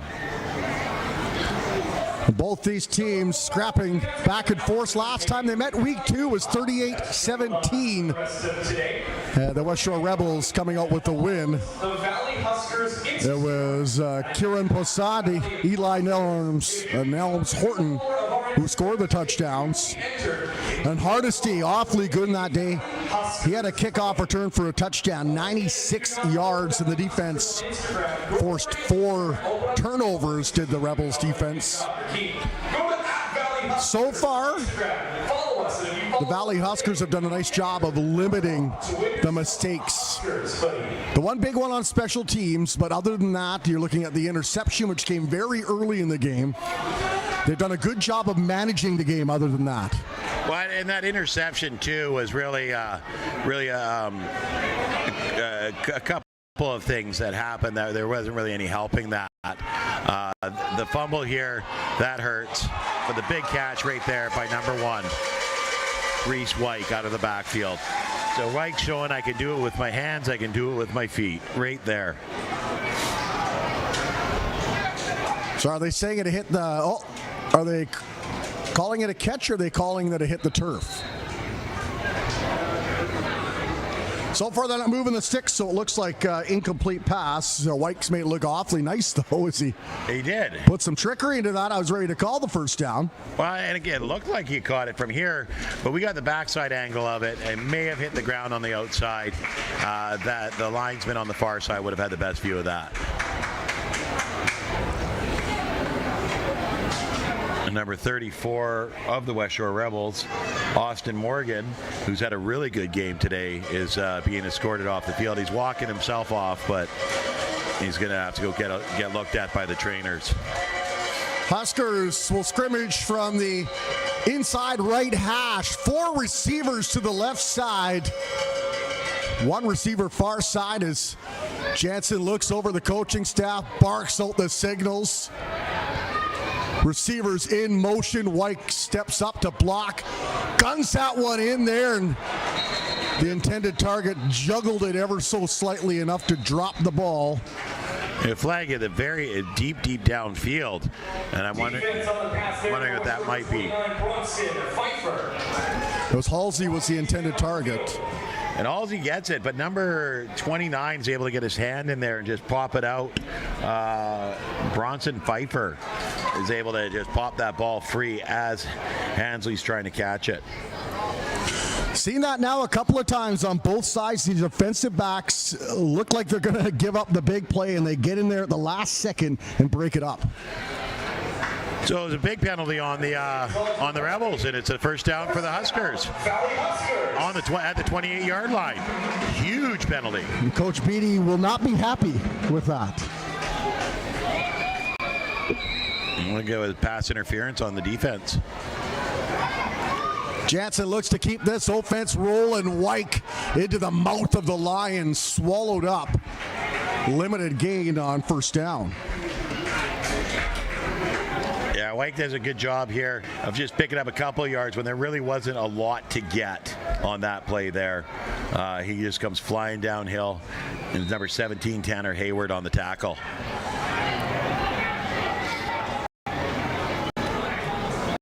Huskers on second down. They'll give them a gain of about 2 on that rush. Jansen now steps back, feels the pressure, throws it up. That's going to be pass interference, and that'll be another first down for the Huskers. Well, I think you're going to get a roughing the passer back here. You got a flag in the backfield, and I think Jansen was hit late. Let's take a look here. And there he goes. He gets the ball out, and then a late hit to the knee area. Well, along with, I can't really call pass interference. He got his head around. I thought he had his hand on him the whole time, but maybe that's hometown officiating on my part. But you're going to get another 15-yard penalty. So they just keep, on second down, they just keep moving closer to the end zone here. This has been a tough drive for the Rebels. That's 3 key penalties on this drive that have extended the Huskers' offensive shelf life. Well, and you know they prepare for this, but they've had a long day. They've traveled over here. They, cars and a boat and a bus, and to get all the way over here in the heat of the afternoon, playing out here, and no one expects it to be 28 degrees October 1st, right? Jansen looking to scamper away, and he will finally be wrapped up and taken down by Tanner Hayward once again. But number 17, Tanner Hayward, does a good job of staying with the quarterback. You watch it, he's spying him around in the middle linebacker position, and he's just staying with him and brings him to the ground, and then puts his hands up. I laid him down nicely. I put him down nicely. Don't want to get in trouble there. Yeah, these defensive lines have put some good pressure on the quarterbacks at time. Both big quarterbacks. Jansen vertically quite big, and T. Jesse's just big all around. Jansen airs the ball out. He's got the man open into the end zone. Touchdown, Huskers! And my man David Coronado does a great job there of just getting a little bit of separation, stays shy of the defender, and takes it in for a 6-point score. Beautiful throw by Jansen. And there's Coronado. Just no one else could get to him.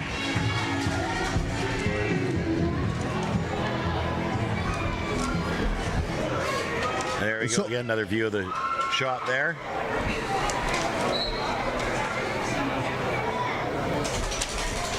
Coronado now 2 receptions on the day. Give him 10 on the season. 3rd touchdown, though. 10 receptions. That's a good ratio. Yeah. Extra kick is third. Yeah. No, Coronado does a great job.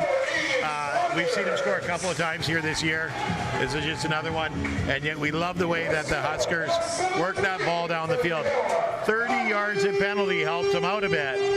But, you got to be disciplined if you want to win football games. This might be the most talented group overall since Mike West was here about 5 years ago, and they had a talented receiving core then with no running game. This year, though, they've got quite the running game with the offensive line and Mr. White. Well, they've just lost 2 big contributors in Dylan Minocha and Dag Mora, but they're still moving the ball and making plays. You still got Peyton Lake, David Coronado, and the number 1, Luke Rodriguez. So Halsey's looking good out there. He's making some catches. Reese Morrison is always dependable. Next man up. They got depth, and they're using it right now. 7-3, Huskers out in front. 9:03 to go here, 3rd quarter. Saunders to kick off from the 45-yard line. 2 men back to retrieve that. Saunders squibbles it, though, and it takes a nice bounce. Scooped up finally by the Rebels back at about the 20-yard line. Good coverage. I like It was Jeffrey Ojong. Ojong does a good job of getting the ball, realizing he's got three guys in front of him, so he turns the other way. But you got to really like what Saunders does here with this bouncing kick. Nice big bounce on the bounce inside the first time. The second time's even higher, and Ojong's stretched way up to try and get that ball, keep that ball from rolling to the end zone. Beautiful kick by Saunders. He's got a magic foot, that's for sure. Football fans, I respectfully ask you to make some noise for the Huskers defense. So the ball up at about the 22-yard line. It's where Jesse and company, as the Huskers bring pressure. They'll pitch the ball out in a nice play. Good tackle. That should be enough for the first down. If not, it'll be just shy. Yeah, so that's a first down play right there, and a beautiful little toss and run here. Jesse to Hardesty, up for about 10, 15 yards. 12 yards. 12 yards, my bad. Well, Hardesty has made some nice, consistent runs today, getting that first down, 10, 12, 15 yards. Hasn't broken it for, the long touchdown run, but he's done a good job of extending drives. And they'll go back to the well again.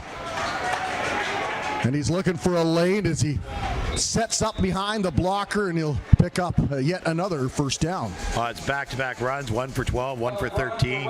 Hardesty does a really good job of getting behind his blockers here. And it's big 57 getting downfield and giving him some room to run before he's finally brought down by number 731, which is Sam Henneberry. Okay, I tell you, Warren, I'm looking out here on the field. We got a beautiful sunshine. We got the fair. I can smell nothing but mini donuts. And it's the second week of fall right now. This ain't right. I'll take it, but it's not right. Another pitch out to Hardesty, and this time the Huskers were prepared as they all shifted right and shut him down. Yeah, they went to the well one too many times here. They pitched out to Hardesty again. He got some room on that the left side earlier, but here, no room to go, no room to run. Huskers looking to draw something up here as we got under 7 minutes to go in the third quarter, and they're in front 7-3. Rebels trying to extend the drive, and they'll bring 3 to the near side, 2 to the far side, fake the handoff, play action, and the ball will skip off the hands of the intended target, and that'll bring up third down. Nelms Horton going up for the ball there, and he's a tall guy, but it was just even too high for him, bounced off his hands. Luckily for the Rebels, out of bounds. The defender for the Huskers was hoping that he'd get one drop in his lap there, that's for sure. He's been a really good receiver for quite a long time in the BCFC. I remember him being a star for the Vancouver Island Raiders. I believe he caught a couple of touchdowns in a game I did when the Kamloops Broncos were forced to play home games here due to the COVID. Forest fires and COVID a couple of years ago. Jake the Snake LaBerge threading needles to him as the ball fumbled. Scooped up by the Huskers, still on his feet. Darting his way ahead, and boy. And I think that was Rumpelstiltskin made some gold out of that straw. And I think that's Coronado there. And he's getting a little excited after catching that touchdown pass. And he's just olaying guys past him and letting them go, and holds onto the ball nicely, but just can't get any further up the field. 17, which is, we talked about him, Tanner Hayward, making the stop. Running into Tanner Hayward is like running into a brick wall. This guy, I've watched him for a lot of years through the community, high school, and then now in junior football. And he is just a machine out there on the field, makes great tackles, good speed. Doesn't make very many mistakes. Jansen passing for about 140 yards, 12 of 19, 1 touchdown, 1 interception. Hand off to Wyke, though. Waiting for the hole to open up. Shirks off 1 tackle, couldn't shirk off the other 3 as they'll gang up and bring him down. Well, number 34, Austin Morgan, we saw him being helped off earlier, and he's back on the field, and he's obviously okay because he's making plays here. Wraps up Reese Wyke at about the 30-yard line, our 25-yard line and stops them. Pick up about 5, though, on the play, and that's all you can really ask of your running back. If they're getting 5 yards or more, they're doing their job. It's exactly what you need, 5 yards per play.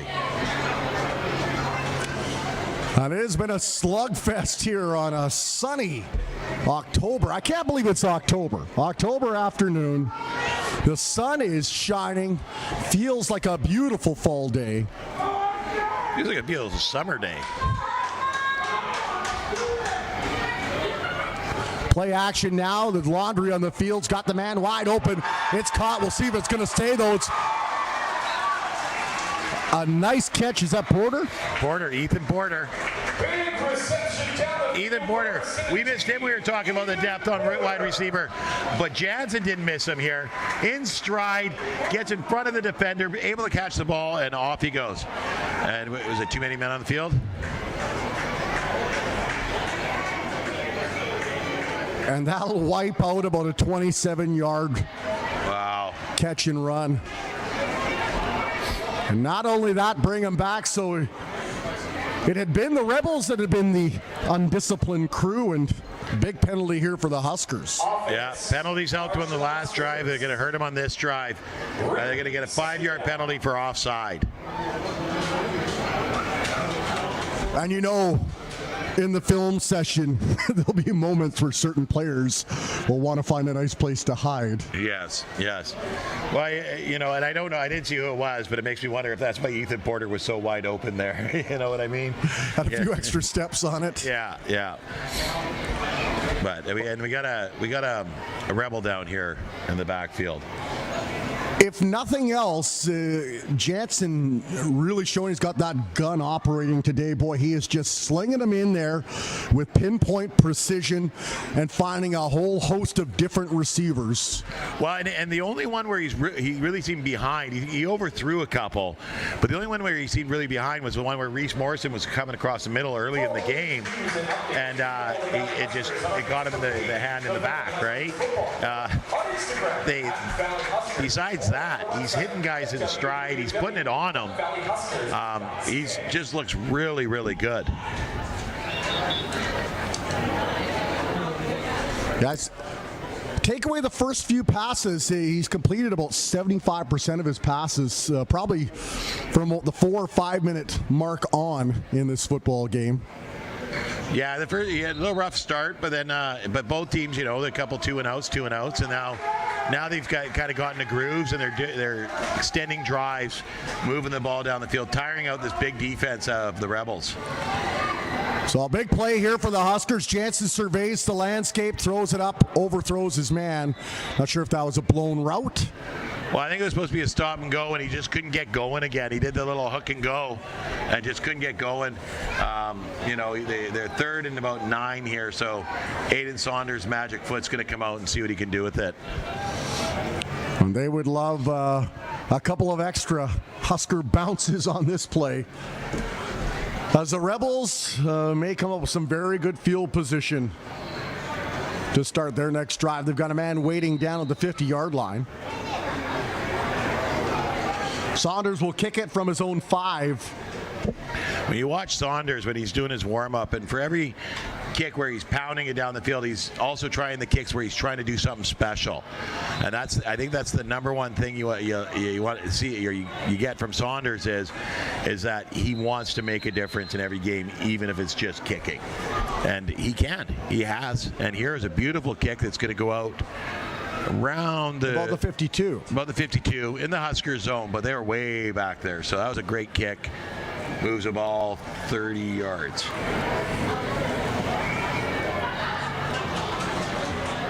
So the breeze continues to blow. This time it's kind of shifted now, and it's more going west to east. So there's a face mask penalty. So this is going to hurt the Huskers here. We talked about how the penalties were helping them, and now they're going to start hurting them, because this is going to be a 15-yard penalty added to the end of the kick. That's going to put the ball down around the 40-yard line. So after a nice kick where there was no return and you thought it's a good place to start, then the penalty, and All of a sudden, the Rebels are threatening. On the 37.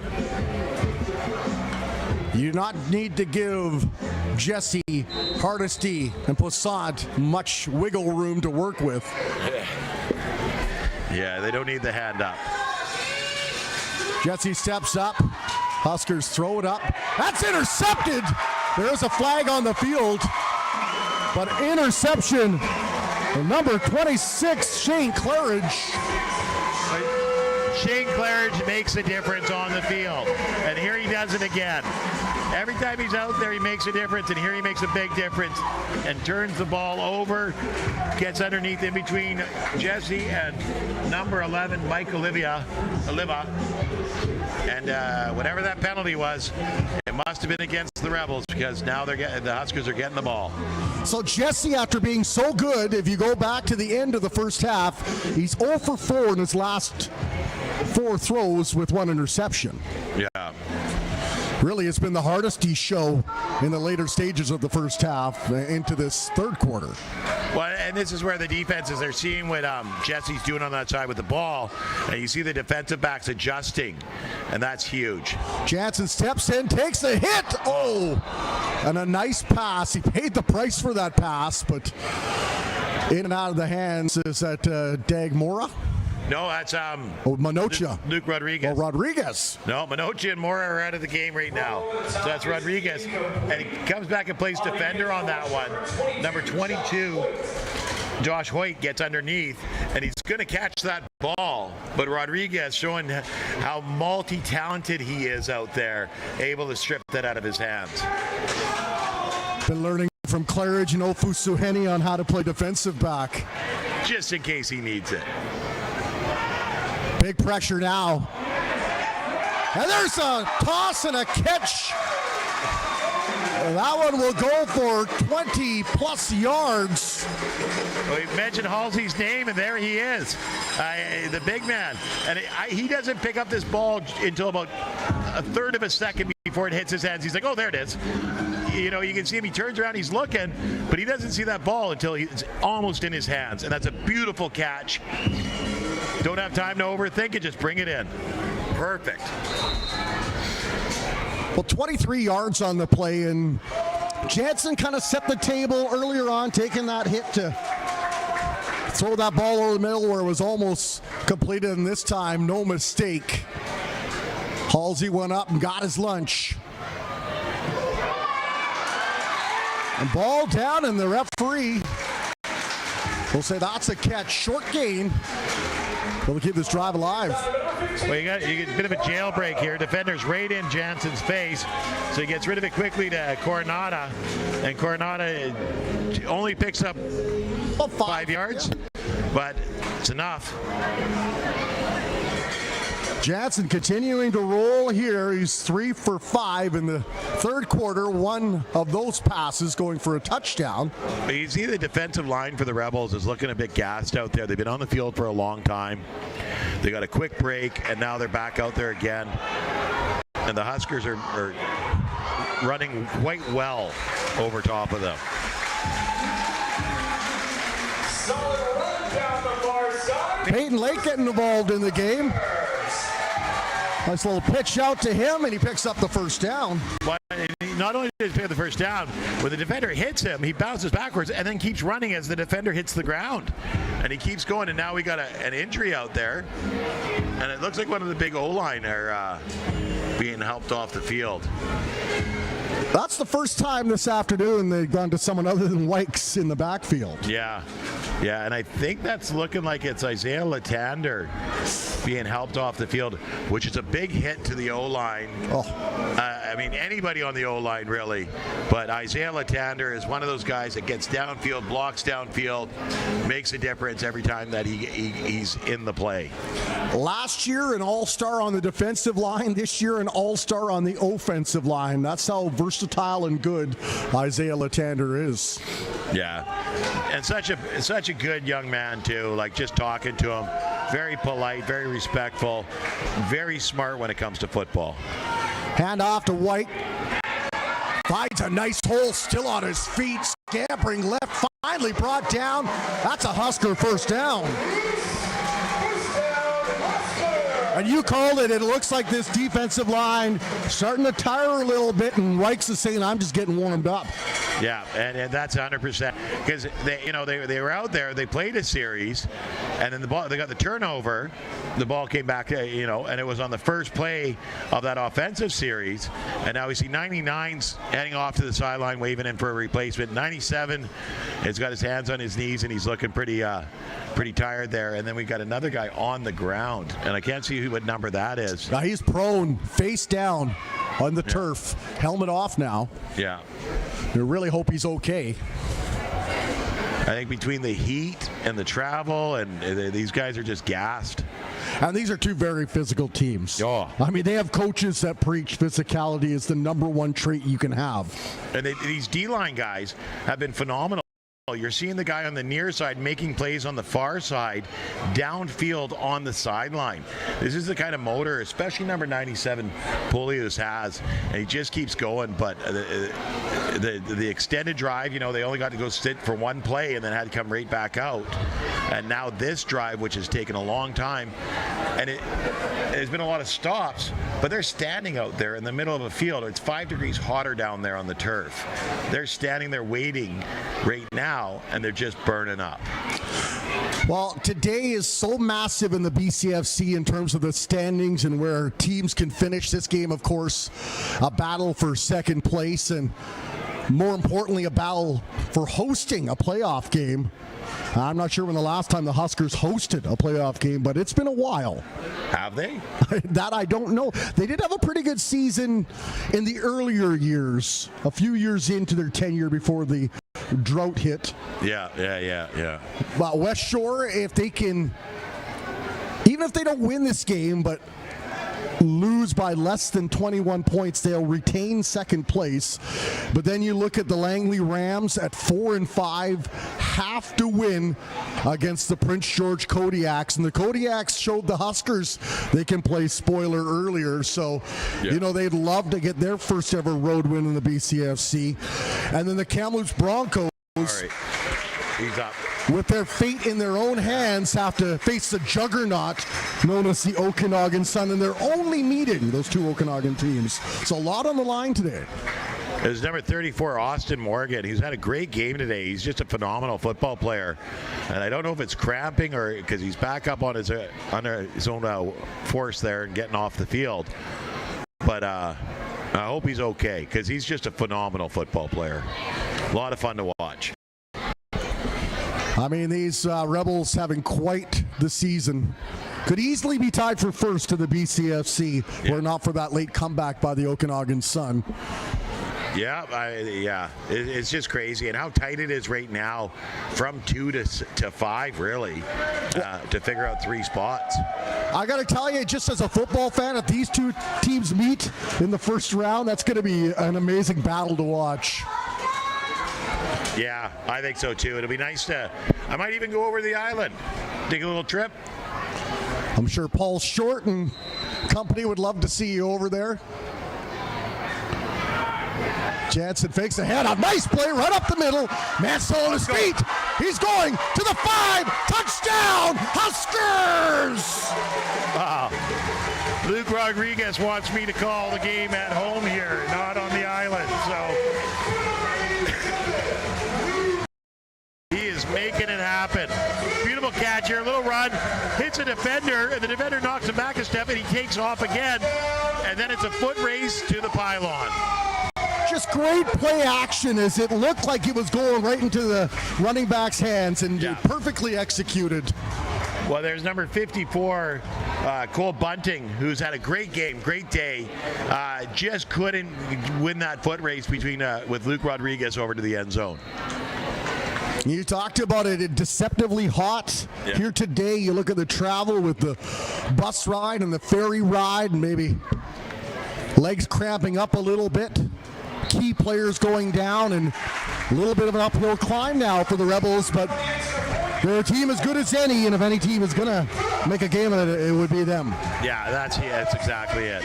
And that's what you want to see here is a good fight between these two teams, because this is just round one. I guess it's round 2. Round 3 is going to be the big one. So Jansen 4 for 6 for 2 touchdowns in this third quarter. Touchdowns to Coronado and Rodriguez. And the Huskers right now in the driver's seat with 19 seconds to go. Third quarter up 14-3. Saunders set to kick it off to the Rebels as you see a good looking crowd here at Exhibition Field today.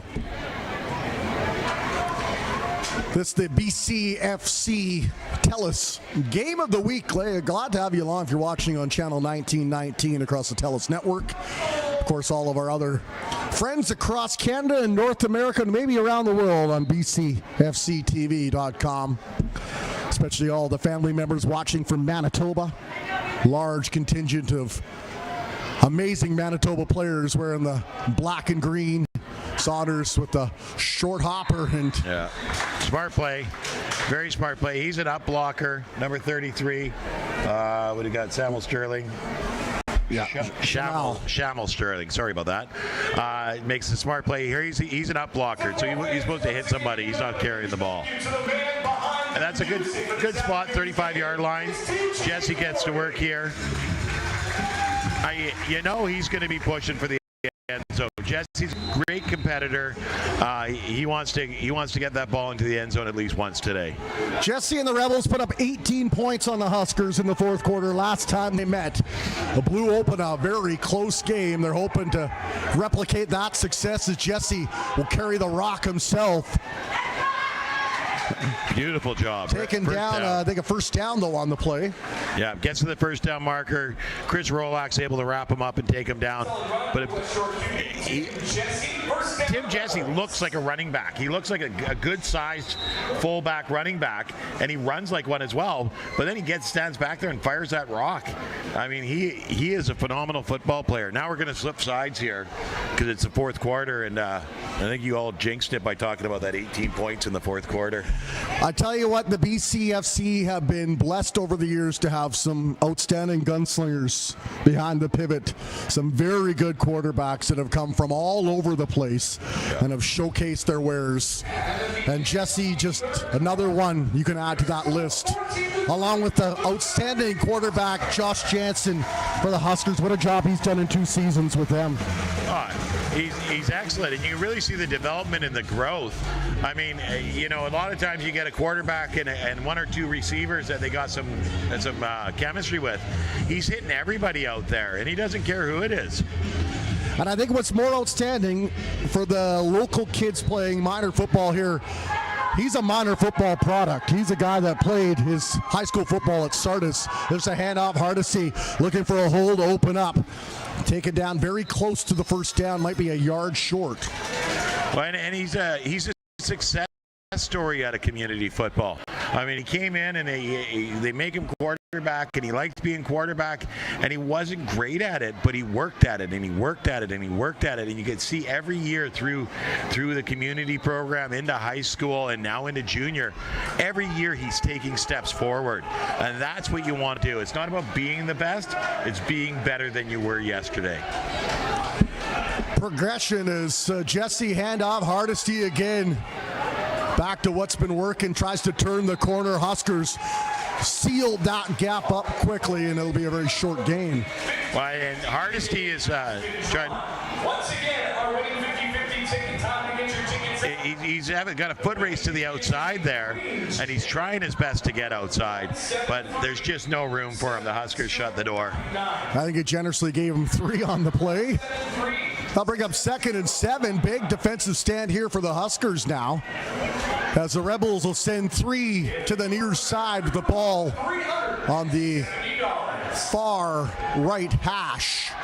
Jesse sends it wide, looking for the receiver.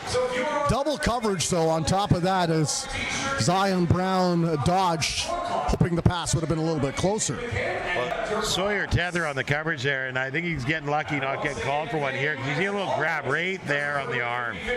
But I think maybe the ball was just too far out of catchable range for them to throw that, but he got away with a little bit there. So Jesse 0 for his last 5 throws, including the interception.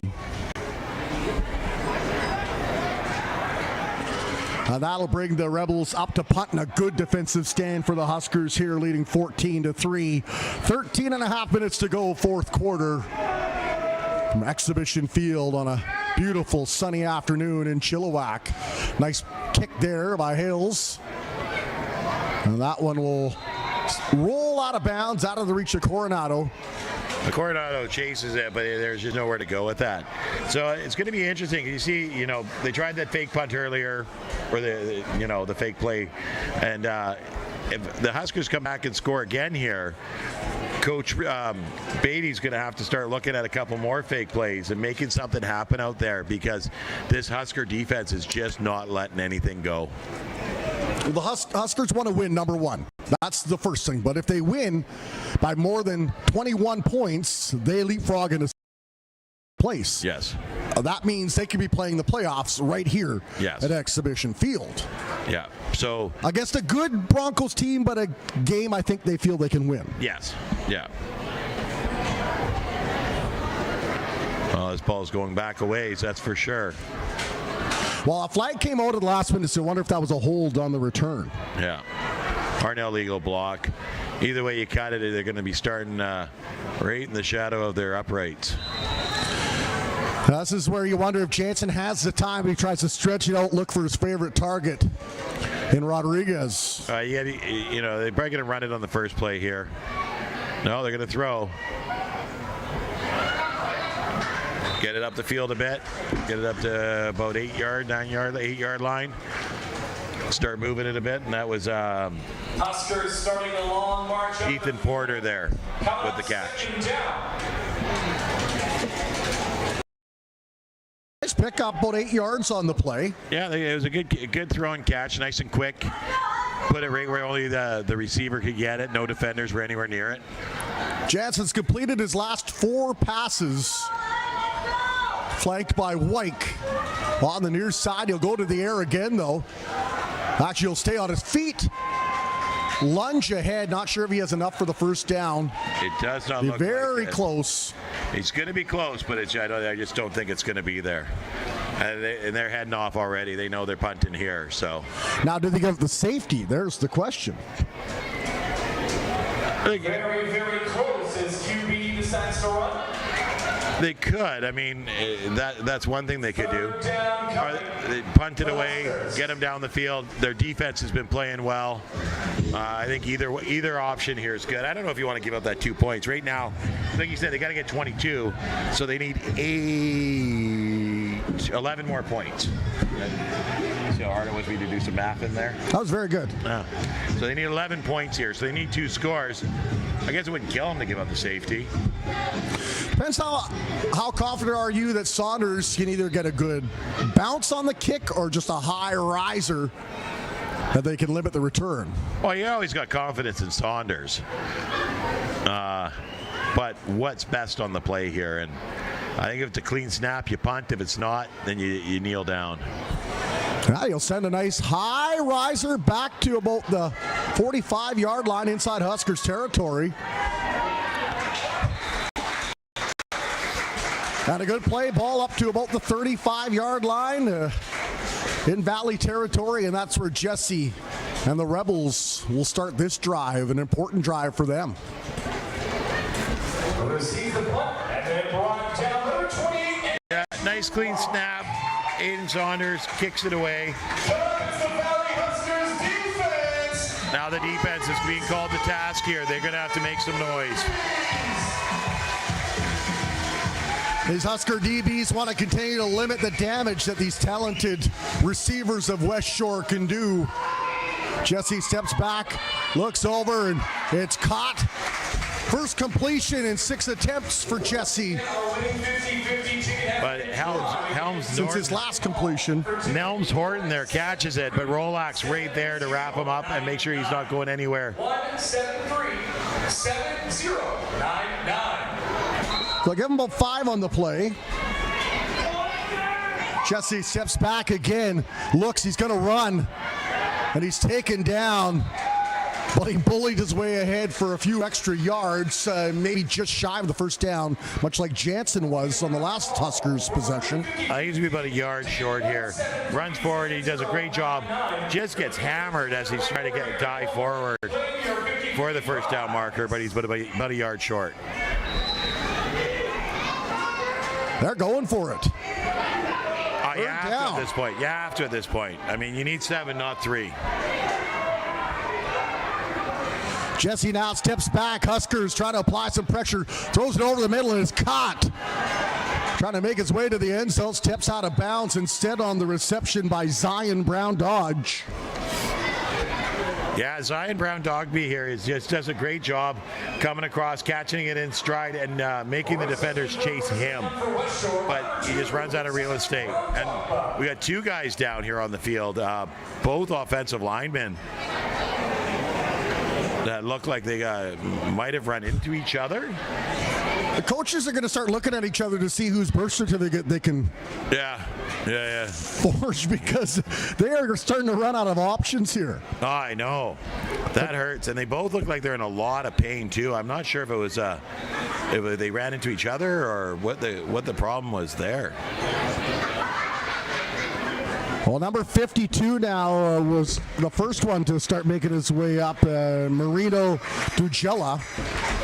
Now 67, Matthias Santos will also make his way up, slowly walking off the field. Well, 67 went back into the huddle. He knows what his job is. He's out there to protect the quarterback, but he has to go off for a few plays here. The Huskers hope this will be a break for them as they will try to get to maybe some inexperienced offensive linemen and get a little pressure on Jesse. Well, yeah, that was a huge play that Jesse just got off there to Zion Brown Dodge. Dogby. I was calling him Dodge too, but it's Dogby. Dogby. Yeah, it was a huge play that they got off there. Put him up on about the 7-8 yard line. So Westshore threatening here inside the red zone. Jesse with the pitch outside, looking for Hardesty, and he's taken down shy of the land. Yeah, he picked up about 2 on that one. He does a really good job. Hardesty's got such good speed, and so when he gets a little pitch there and he bursts off, the problem is he's got to run so far out before he can turn up. And then Chris Rolak's waiting for him with open arms. 7 rushes for Hardesty here in the second half. He got a busy day today as number 10. He's been good. Jesse now. Huskers showing pressure. Looks over the middle, and it's picked off! He jumped the route! Huskers get it out of the end zone, and a massive defensive play. And I think that's Sam Henneberry. Comes flying across and does exactly what the defender did for the Rebels earlier, and they thought it was a score, and he comes flying across and takes it right out of his hands. If he didn't run into his own player there, he'd probably been further up the field too. So Henneberry with a sack earlier in the first half. Henneberry with the interception in his own end zone. And my goodness, the Huskers, like a good thriller by John Grisham, keeping us on the edge of our seats here. Sam Henneberry just makes plays. There's not many games where we haven't called his name a couple of times at least. And he's always making a difference out there on the field. Phenomenal to watch. Jansen with a give to Wyke, and there's a hole that opened up before the clothesline came out, and he was taken down quickly. Yeah, big number 92, I do believe it was, Omani Hastings, that was able to get an arm around him and bring him to the ground. Yep, 92. Just a great tackle. He got right there in the numbers and ripped him down. Well, he said to Wyke, if you're running, you're wearing me like a cloak. Wrapped around nicely. Roman Reigns off the top rope as Jansen steps back and looks, finds his man Wyke with the pass. Wyke now juking and jiving. Yeah, picks up the first down. Picks up the first down plus a few yards on that play there. Beautiful. You see that he screen pass, let the defender by, drop it down to him. And he turns around and he runs inside and gets the defenders moving to the outside and able to pick up extra yards after the catch. I love this here. He turns, cuts back to the inside. All the defenders are going outside, and he's like, there you go. Huskers coaching staff, they want to keep this clock rolling too. Game management is the key. The longer they can hold the rock, the less chance the Westshore Rebels have of coming back. Jansen 3 to the far side. They'll give it to Wyke instead. And he's pulled back, but he'll pick up a few more and keep this clock going as we approach 7 minutes to go in the fourth quarter.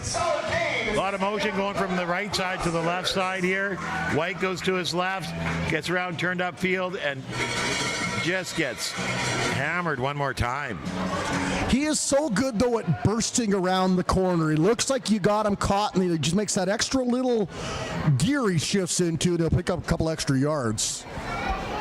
A lot of the tackles that he's getting tackled on, they're getting him up around the head and neck region, and they got to watch out because eventually that's going to get called. Back to Wyke again. Hole opens up. Great job by the offensive line, and Reese Wyke picks up another Husker first down. Yeah, Wyke is just burst at speed here. Off he goes, follows his big boys, takes off down the field, and it was the O-line just steamrolling linebackers there. You're seeing red and white bodies falling to the side everywhere. Watching Raiden Sanderson took a minute to get up there because I think he's been tired of pancaking. Well, I'm running out of syrup. As tired as the D-line is from all the standing on the heat, the O-line's been there just as much. So Wyke again, shifting his way over to the left. Picks up another big play of about 7 yards. Second down, Valley Huskers. Well, you're really seeing these long drives, these hard runs, and number 54 Cole Bunting's taking a knee out there. And I hope he's okay because he's been an excellent player today, a big difference maker in this team. Stops the clock for a moment. 5:31 is what's left here in the fourth quarter. Huskers put together a nice drive when they needed it most to maintain this lead.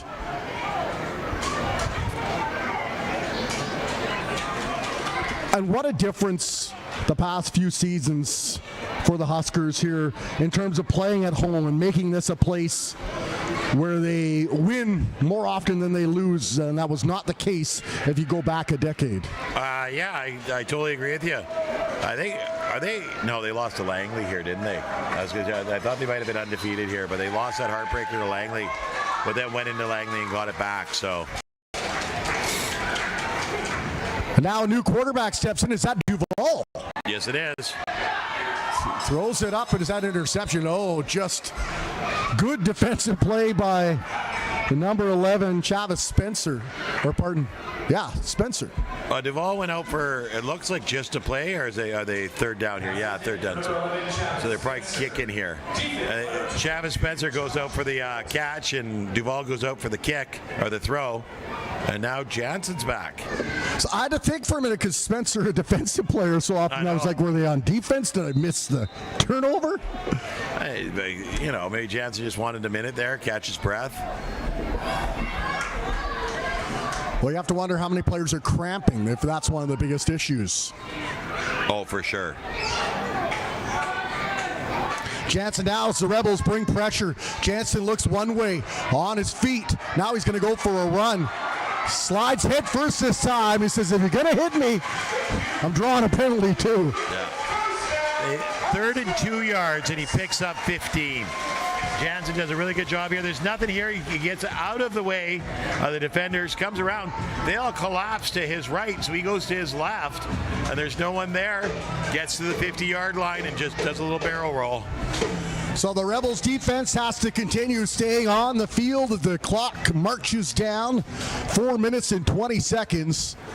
The Huskers now found their way slowly just past the midway stripe. It's been a steady diet of Reese Wyke. on this drive. This time Jansen looks back. He's launching it. Throws it. He had his man in and out of the fingers. It's at Ethan Porter. No, that's number 87. 87, Luke Rodriguez. I can't tell the ones from the 8s. I think I need to find a good optician. It looks like he rolled over the ball here. You see the throw goes up for the ball here, and he comes down hard. Oh, no, it's the defender on top of him. And he's kind of holding his right sock as he gets up, and now they got the trainer coming out to help him. Huskers coming off the bye week, so a chance to heal maybe for a few of the players like Duval that needed it. We saw him go down earlier in the year. Yeah, this is his first game back. I wasn't sure if they were going to get him out there, but maybe get him a play or two and see how he feels.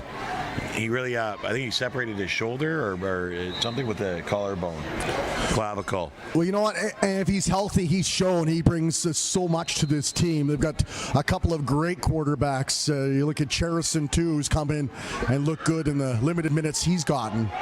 They got Brad Davies who can get out there and throw the ball as well. So they've got options, but their number one is still going to be Jansen. He's out there now in the gun, steps back, pressure. Westshore Rebels, Jansen eludes that. Looking for some help, still on his feet. Lunges ahead, gain of about 6 on the play. Yeah, he does a really good job here, just staying a step ahead of the defenders. He sees the one guy on the outside, so he steps up in the middle. Doesn't see the guy behind him who's trying to get a hold of him, but he feels him. So he just gets forward and falls forward. And they chewed up a minute on that play. It's now 3:20 left. And this Westshore Rebels group looks absolutely gassed on defense.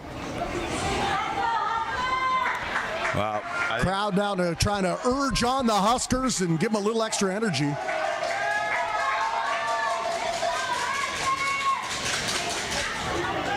Jansen steps back, throws that over the middle. It's caught. Nice play. Still on his feet. Gang tackled. Brought down for the first down. And a gain of 8. That's number 17, Ethan Porter. A little leaping catch there. Knew where he needed to be to get that first down that they needed. Move the sticks, keep the clock ticking. Josh Jansen has been methodical today. He has managed this game so well.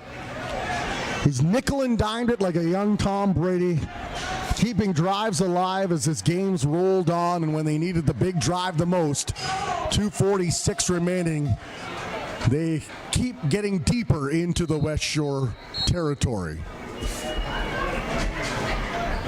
Well, you know you're going down the depth chart when you got your backup quarterback playing wide out. Number 14, Brant Davis on the far side here. And I don't think you'll see a throw, but he's in there filling a hole that needs to be filled right now.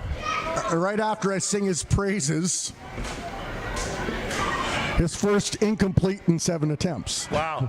Tip ball. I don't know if we call that an incomplete. The defender got a hand on it. Yeah, it counts as an incomplete, but it wasn't his fault. 2:35 left. Huskers up 14-3. Inside the Westshore territory. Ball at the 40. 2nd and 10. Wyke behind him. Now he'll peel out to block. 3 receivers right side. He flips that over to Wyke. He's got lots of room to run. Wyke, he's got a nose for the end zone. Cuts his way in. Touchdown, Huskers!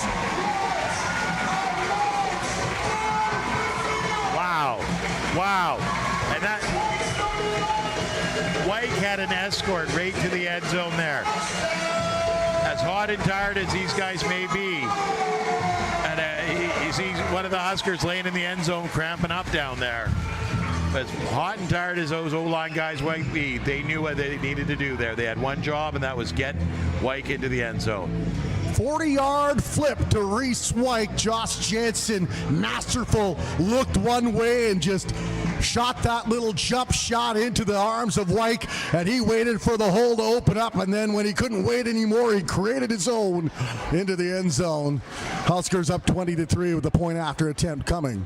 Was that number 99, Isaiah Latander, that went off there. Looks like his legs are cramping up. He's kind of walking straight leg. But he did what he needed to do. Here's a little screen pass. Got the lineman out in front of him, walking downfield. Beautiful job. Get White into the end zone. And so far, Matt, this has been a statement game for the Huskers, playing a team that's #2 in the conference, that's only really been challenged by the Okanagan Sun. And they have answered the bell today with 2:23 left. Well, the defense has stymied any sort of offense that the Rebels have tried to get going. Even the field goal was a turnover that the Huskers gave them really good field position. So the Rebels haven't been able to get any sort of offense going. And then you flip the script. The Huskers offense has methodically just played their game all day and wore down this defense, and has done a really good job of sticking to a game plan, wearing them down, and now taking the lead. Well, and you look at Tim Jesse, the all-star quarterback for the conference. Yeah. And they have really limited the damage he's been able to do today with his feet and with his arm. Yeah. They've given up big plays, but they haven't given up the field yet. So it's 2:23 left. Valley set to kick off. Saunders. So, interestingly enough, Reese White's out there on the kickoff. Are they doing the onside kick? Well, they need to score one more time to get home field advantage, right? So, well, even if they get the field goal, though, they won't. Nope, they need to They'd be score. tied, and then I don't know how this whole tiebreaker thing works. Yeah. That's too confusing for my brain to be like Russell Crowe in A Beautiful Mind sitting on a chalkboard trying to figure out how this is going to work. Well, I mean, at some point you look at strength of opponents, and right, so Westshore's only lost to Okanagan Sun, right? Where the Valley is lost to, but then they've lost to each other. Yes, but the Valley's lost also to Langley and the Kodiaks, whereas they've beaten them both times, right? So, I mean, strength of schedule comes into play at some point. Because, I mean, if I'm trying to do algebra on a chalkboard, eventually it just becomes cheeseburger doodles. Yeah, I know, right? That's all I'm doing. Yeah. What a game here at Exhibition Field in Chilliwack. I've often tried to look at the tiebreakers when you're watching, like, for the baseball playoffs or the football playoffs, and then I'm just like, nah, I'll wait till ESPN tells me what's what. Well, with the luck that our two NFL teams have had with their poor quarterbacks, Justin Herbert and Tua Tagovailoa, both really hurting this year. It's been sad. It's nice to see our quarterback here, Josh Jansen, playing as well as he has. Definitely, definitely. White with the onside kick, you're right. Ball out of bounds, they've got it! Huskers recover! Onside kick! And as the Latin American friends say, those are big cojones on a play like that. And White's having a dance party out here by himself. He's so excited about all this, you know, and that was great because no one was expecting that. I was like, White's kicking the ball? Well, and you know what? White actually, if you think back, up until grade 9, he was an all-star soccer player in Manitoba. Yeah. He took up football because he saw his brother playing for Team Manitoba and thought, this is really cool. I'd like to do this too. I didn't see who was over on the far side there to get it, but they did a great job because the ball went up and it came down and the receiving team had a chance to make a play on it, and the defender, the Husker, came across and swatted his hands as the ball hit. So these poor Rebel defenders have been out here for a country mile. Stay on the field as White tries to slither his way through. There's a flag. Yeah. I'm not sure that was illegal block. I didn't see a hold. You watch it Collar. set up. I said it. These high tackles, at some point you're going to see a horse collar called, and they just called one now. Watching the replay, it almost looked like that was a makeup call, though, because he kind of got his hand there after he was down, if you see. Yeah, it was as he was going down there, he grabbed a hold of it. But it's going to be a 15-yard penalty at a point where, the game's out of reach for the Rebels. So they're just trying to kill out clock here, but they don't want to give up this next score, because if they give up this next score, they're coming here in 2 weeks for a playoff game. They'd much rather avoid the triple O burgers on the ferry. Yeah. And have some home cooking instead. There's a handoff now to Locke. Rumbling ahead. Locke still on his feet. Did he fumble it? It looks like the ball was stripped from him, and they're pointing back the other way. So this is exactly what the Rebels wanted. Get the ball back. You're gonna really see them try and run out some clock time here. Oh, that was a great play, number 54. The man that did that, Cole Bunting, no surprise there. Yeah, he's had a phenomenal game. He's such a good player, such a good defender. Was able to knock that ball free. A bit of a moral victory that could prove to be more than a moral victory. Losing the game's not a big deal. I mean, nobody ever wants to lose a game. I can't say it's not a big deal. The Rebels didn't want to lose this game, but they didn't want to lose this game so bad that they had to come back over here. So the Huskers will have to hope they can beat the Broncos and that the Rebels get beaten in their final game. Yeah. I'll have to look at the schedule. Something tells me, though, it might be the Prince George Kodiaks. No, they're playing Nanaimo. They're playing the Raiders. Yeah. And they have eaten the Raiders for lunch this year. Yeah, their last game's the Raiders. Our last game is Kamloops. And Jesse's like, I'll take care of it myself, boys. Right there. He just called his own number and went for a run. But look at the guy. He's built like a fullback out there. That's like your dream quarterback, a guy that looks like a linebacker or a running back, a fullback. He can run like a fullback. He looks like, who's that, Juice off the 49ers? Can't remember his. The only one I can remember is the one that's on the Dolphins now, Mostert. It ain't him. No, Juice. He's playing for him right now, for the 49ers right now as their fullback, and he's just unbelievable. There's probably about 10 people screaming at their screen right now that know the answer. But he dropped the ball. Jay, high snap. He dropped it. James Moore. Still his feet. James Moore. James Moore's going to score a touchdown. Oh, James my Moore. goodness. Touchdown. Huskers. Look at the celebration on the sidelines.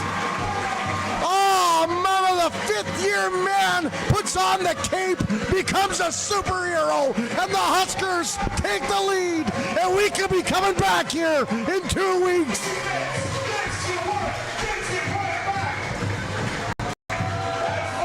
That is phenomenal. I can't even believe it. So let's go here, the replay here. And Jesse gets it, hands it off to Hardesty, and missed the handoff. And Moore sees it, picks it up, and starts running.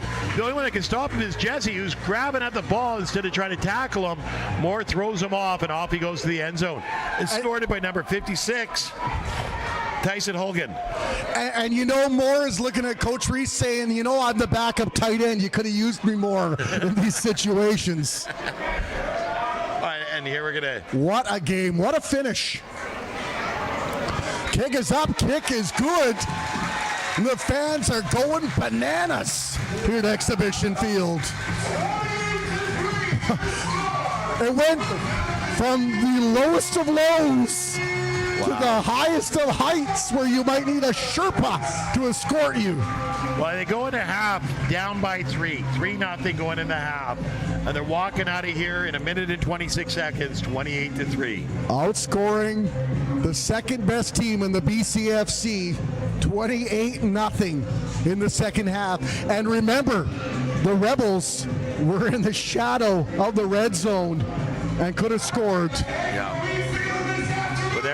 There was a throw into the end zone that was intercepted by Sam Henneberry to turn these tables. Now, I don't know, do they go for the onside again, or is that play has run its course? They don't need to. Now it's drive them back. Drive it as far back as you can. And the Rebels are going to say, take this one. let's watch it one time and let's throw this in the trash bag. Yes. Oh, for sure. The Rebels know that this is an oddity today. It could have gone either way coming out in the second half, and luckily for the Huskers, they were able to be on the winning end of it. And a tackle down at about the 35-yard line. Well, and a phenomenal job. Andrew Locke makes him change direction, and he goes right into number 21, Logan Aggressitz, and he's able to make a big tackle there and bring down number 18, Cairo Berry. Now, normally when the score is 28-3, you'd say, well, there's kind of maybe bring the backups in. But for the Rebels, this is so important, trying to get a score to get that advantage again and maintain home field advantage. Well, and all they have to do is put one in the end zone here. They haven't been able to do it all day, but you know they're going to come out here firing for that end zone. And this offense is rested. Yes. They have been watching from the sidelines for most of the fourth quarter. Little dump over the middle. Tries to stutter step. And taken down and around the 40-yard line. The Huskers are going to play everything. They should be playing everything deep. They don't want anybody getting behind them. Give it up in front of them, tackle them, let the clock tick. Let the clock tick. They don't want to give up anything deep. And you want to keep them in bounds also. You want to keep them in bounds. You want to keep the clock. Well, that doesn't matter because Canadian rules football, the clock stops until the ball's set every time anyways. But Jesse in the gun. Huskers bring a four-man rush. Jesse now scrambling to the right. Throws it deep. Almost intercepted. I think that was number 11, Chavis Spencer, almost ended it right there. Jesse gets to the outside, scrambles to the outside, and tries to get the ball, force the ball down the field, and Chavis Spencer steps in front, but just couldn't bring it in. Needs a little bit of that sticky tack on the gloves from the last two plays. Claridge now trying to settle the troops down. You see him talking with his hands, saying, boys, let's finish this out strong. They're playing back. Everybody's playing back. Keep everything in front of you. Don't give up anything. It looks like there was a penalty on the play there. So what do you sense? A three-man rush and everybody else peeled back? They've been pretty solid on sending four, so I think they're going to continue to do that, which I think is their best bet here. Get four guys going in, keep your linebackers for the short passes, and have your nickel defense for the deep. Jesse now looks one way, he's going deep. He's got the man. Oh my goodness! Did you catch the number of that truck? And no catch either, because he's able to knock him out of bounds on that before he comes down. So you see the throw here, and it comes across, and number 11, Chavis Spencer, sees that and knocks him out before that second foot comes down. And he's just not able to hold on to it. My goodness, and that's why Chavis Spencer is who he is. There's a flag on the play here. As we offside on the offense, so it's going to go back 5 yards as well. Little insult to injury. 47.1 seconds remaining, 28-3 the score. Huskers out in front here at home. Huskers need to win by 21 points to maintain home field advantage in the playoffs and the number 2 seed. Offside on the Rebels. Penalties declined. It's now second down. 2 big stops by the Huskers here, and they're playing a home playoff game first home playoff game in a long, long time. Could be the longest 47 seconds in Huskers history. Jesse takes a snap, throws it right over the middle. He's got the man. Trying to stretch it as Poisson steps around one, trying to stay inside. Couldn't walk the tightrope, but gets a big first down for the Rebels. He got the first down, but he didn't get up the field far enough. He ran too far across the field, and we got somebody down on the field here. Looks like somebody hurt.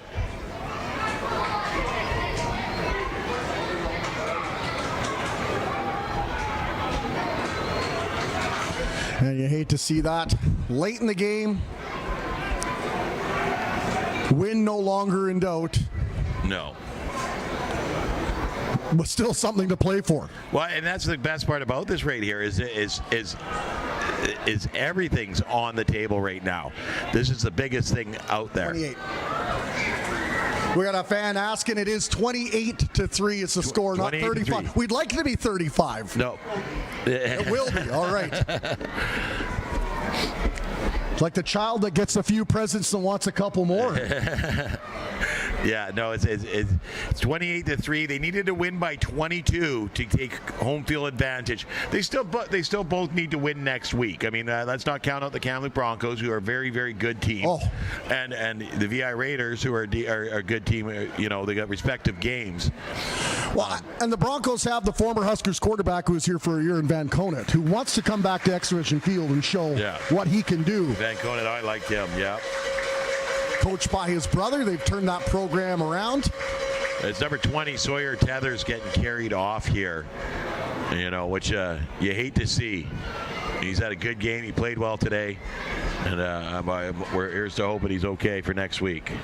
Well, you look at the Huskers roster, top to bottom, and whatever role they played, they have done a marvelous job today against a very, very good Westshore Rebels team. And this is going to be one heck of a playoff battle in a few weeks. Jesse now, ball along the near hash. He'll air that out looking for Poissant, and he got turned around a little bit like Linda Blair in The Exorcist. Couldn't come up with the ball. He got turned around, but still ended up in the general vicinity. The defender got turned around and went on. It took a hard right here. I think that might be Claridge there. He really lost where he was. Yeah, I think he was thanking his lucky stars after that one. Yeah, because Poissant did have a chance on that ball, but he just couldn't pick it up in time to bring it in. And then this is second down here. 27.4 seconds to go here in the fourth quarter. Rebels looking long, trying to stretch it out again, and that one overthrown. The intended target was Zion Brown Dogby. But number 22, Zach Badke, was getting in front of him to make sure that he wasn't going to be making a play on that. So the Rebels still have time to get a quick first down and try to reset the clock, but it looks like they're trying to go for it each and every play here and just... Well, according to the scoreboard, they got 6 timeouts left. But no, and they don't. That's a joke, people. But yeah, they get a first down, get out of bounds, stop the clock, get up there. They got 2 or 3 plays. Third down, Jesse now slings that over. He's got the man. He's got the first down. And a really smart play. That was Cairo Berry there. Catch the ball, get out of bounds. He wasn't making it into the end zone, but he needed to stop the clock.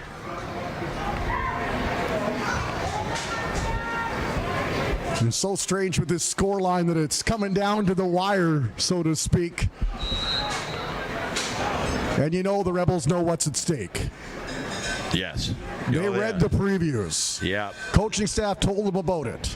I don't think they thought they'd be in this situation. Not at all. Not at all. And really, like I said earlier, they've got to just get the ball into the end zone, and they get home field advantage. The defense has to make a stop here. And here come the Huskers now. James Moore looking for his man, and Kieran Poissant ran into a pair of defenders, and Moore was literally about one step away from getting Tim Jesse again. Yeah, Jesse knew he was coming, but he was giving it every second he had to try and get it to Poissant there, who double covered. Great coverage on that play by the defenders. 8.6 seconds on the game clock. Rebels threatening. Ball at about the 18-yard line. Jesse sends 3 far side, 2 to the near side. Throws that up. Almost intercepted. That would have been the ball game. 2 seconds to go and a third down. Zach Badke had a chance to end it right there, just couldn't bring it in. He jumps the plate, gets up and knocks it down. We got one of our fans here calling for the Statue of Liberty play. It'd make it interesting, that's for sure. Timeout call by Westshore. So Westshore going for it. They want to regain that advantage. Yeah. Touchdown will do that. Yeah, field goal won't, touchdown will. They got one option here, one play. Some high drama at Exhibition Field into the final play And they have really gone away from Hardesty the last few plays. It's been bringing out the air attack, looking for these talented receivers. Yeah, they haven't really. They've had to move the ball a long way in a short period of time, so they need to make sure that they get it in the end zone here. A lot of these Husker defensive backs in their second or third year, experienced backfield, they'll need to draw on that here as Jesse flanked by Hardesty. Four-man front, throws that over the middle, Scott his man, and it's a touchdown. Westshore Rebels. Unbelievable. Last play. Unbelievable. Of the game. And the Rebels regain home field advantage.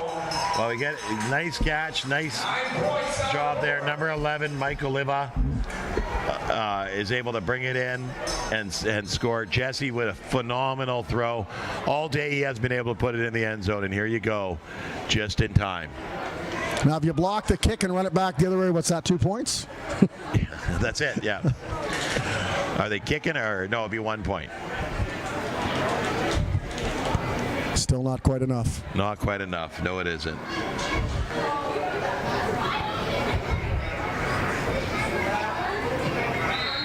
Kick is up, kick is good. Huskers will win the game, but the Westshore Rebels, with that touchdown, maintain their slim lead on second place. And if you're a Husker fan, you're praying the Vancouver Island Raiders come up with the game of their life next week. Yeah. Everybody that's a Husker fan is a Raiders fan next weekend too, let me tell you.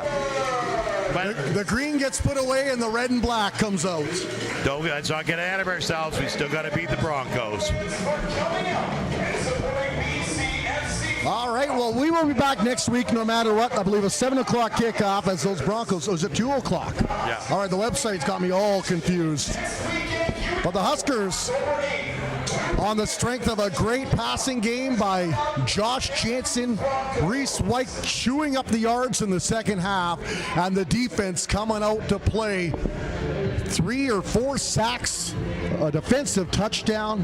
What a game by the Huskers overall as they upend the Westshore Rebels and even the season series with them at 1 game apiece. We'll see you next week here at Exhibition Field. Good night, everyone. The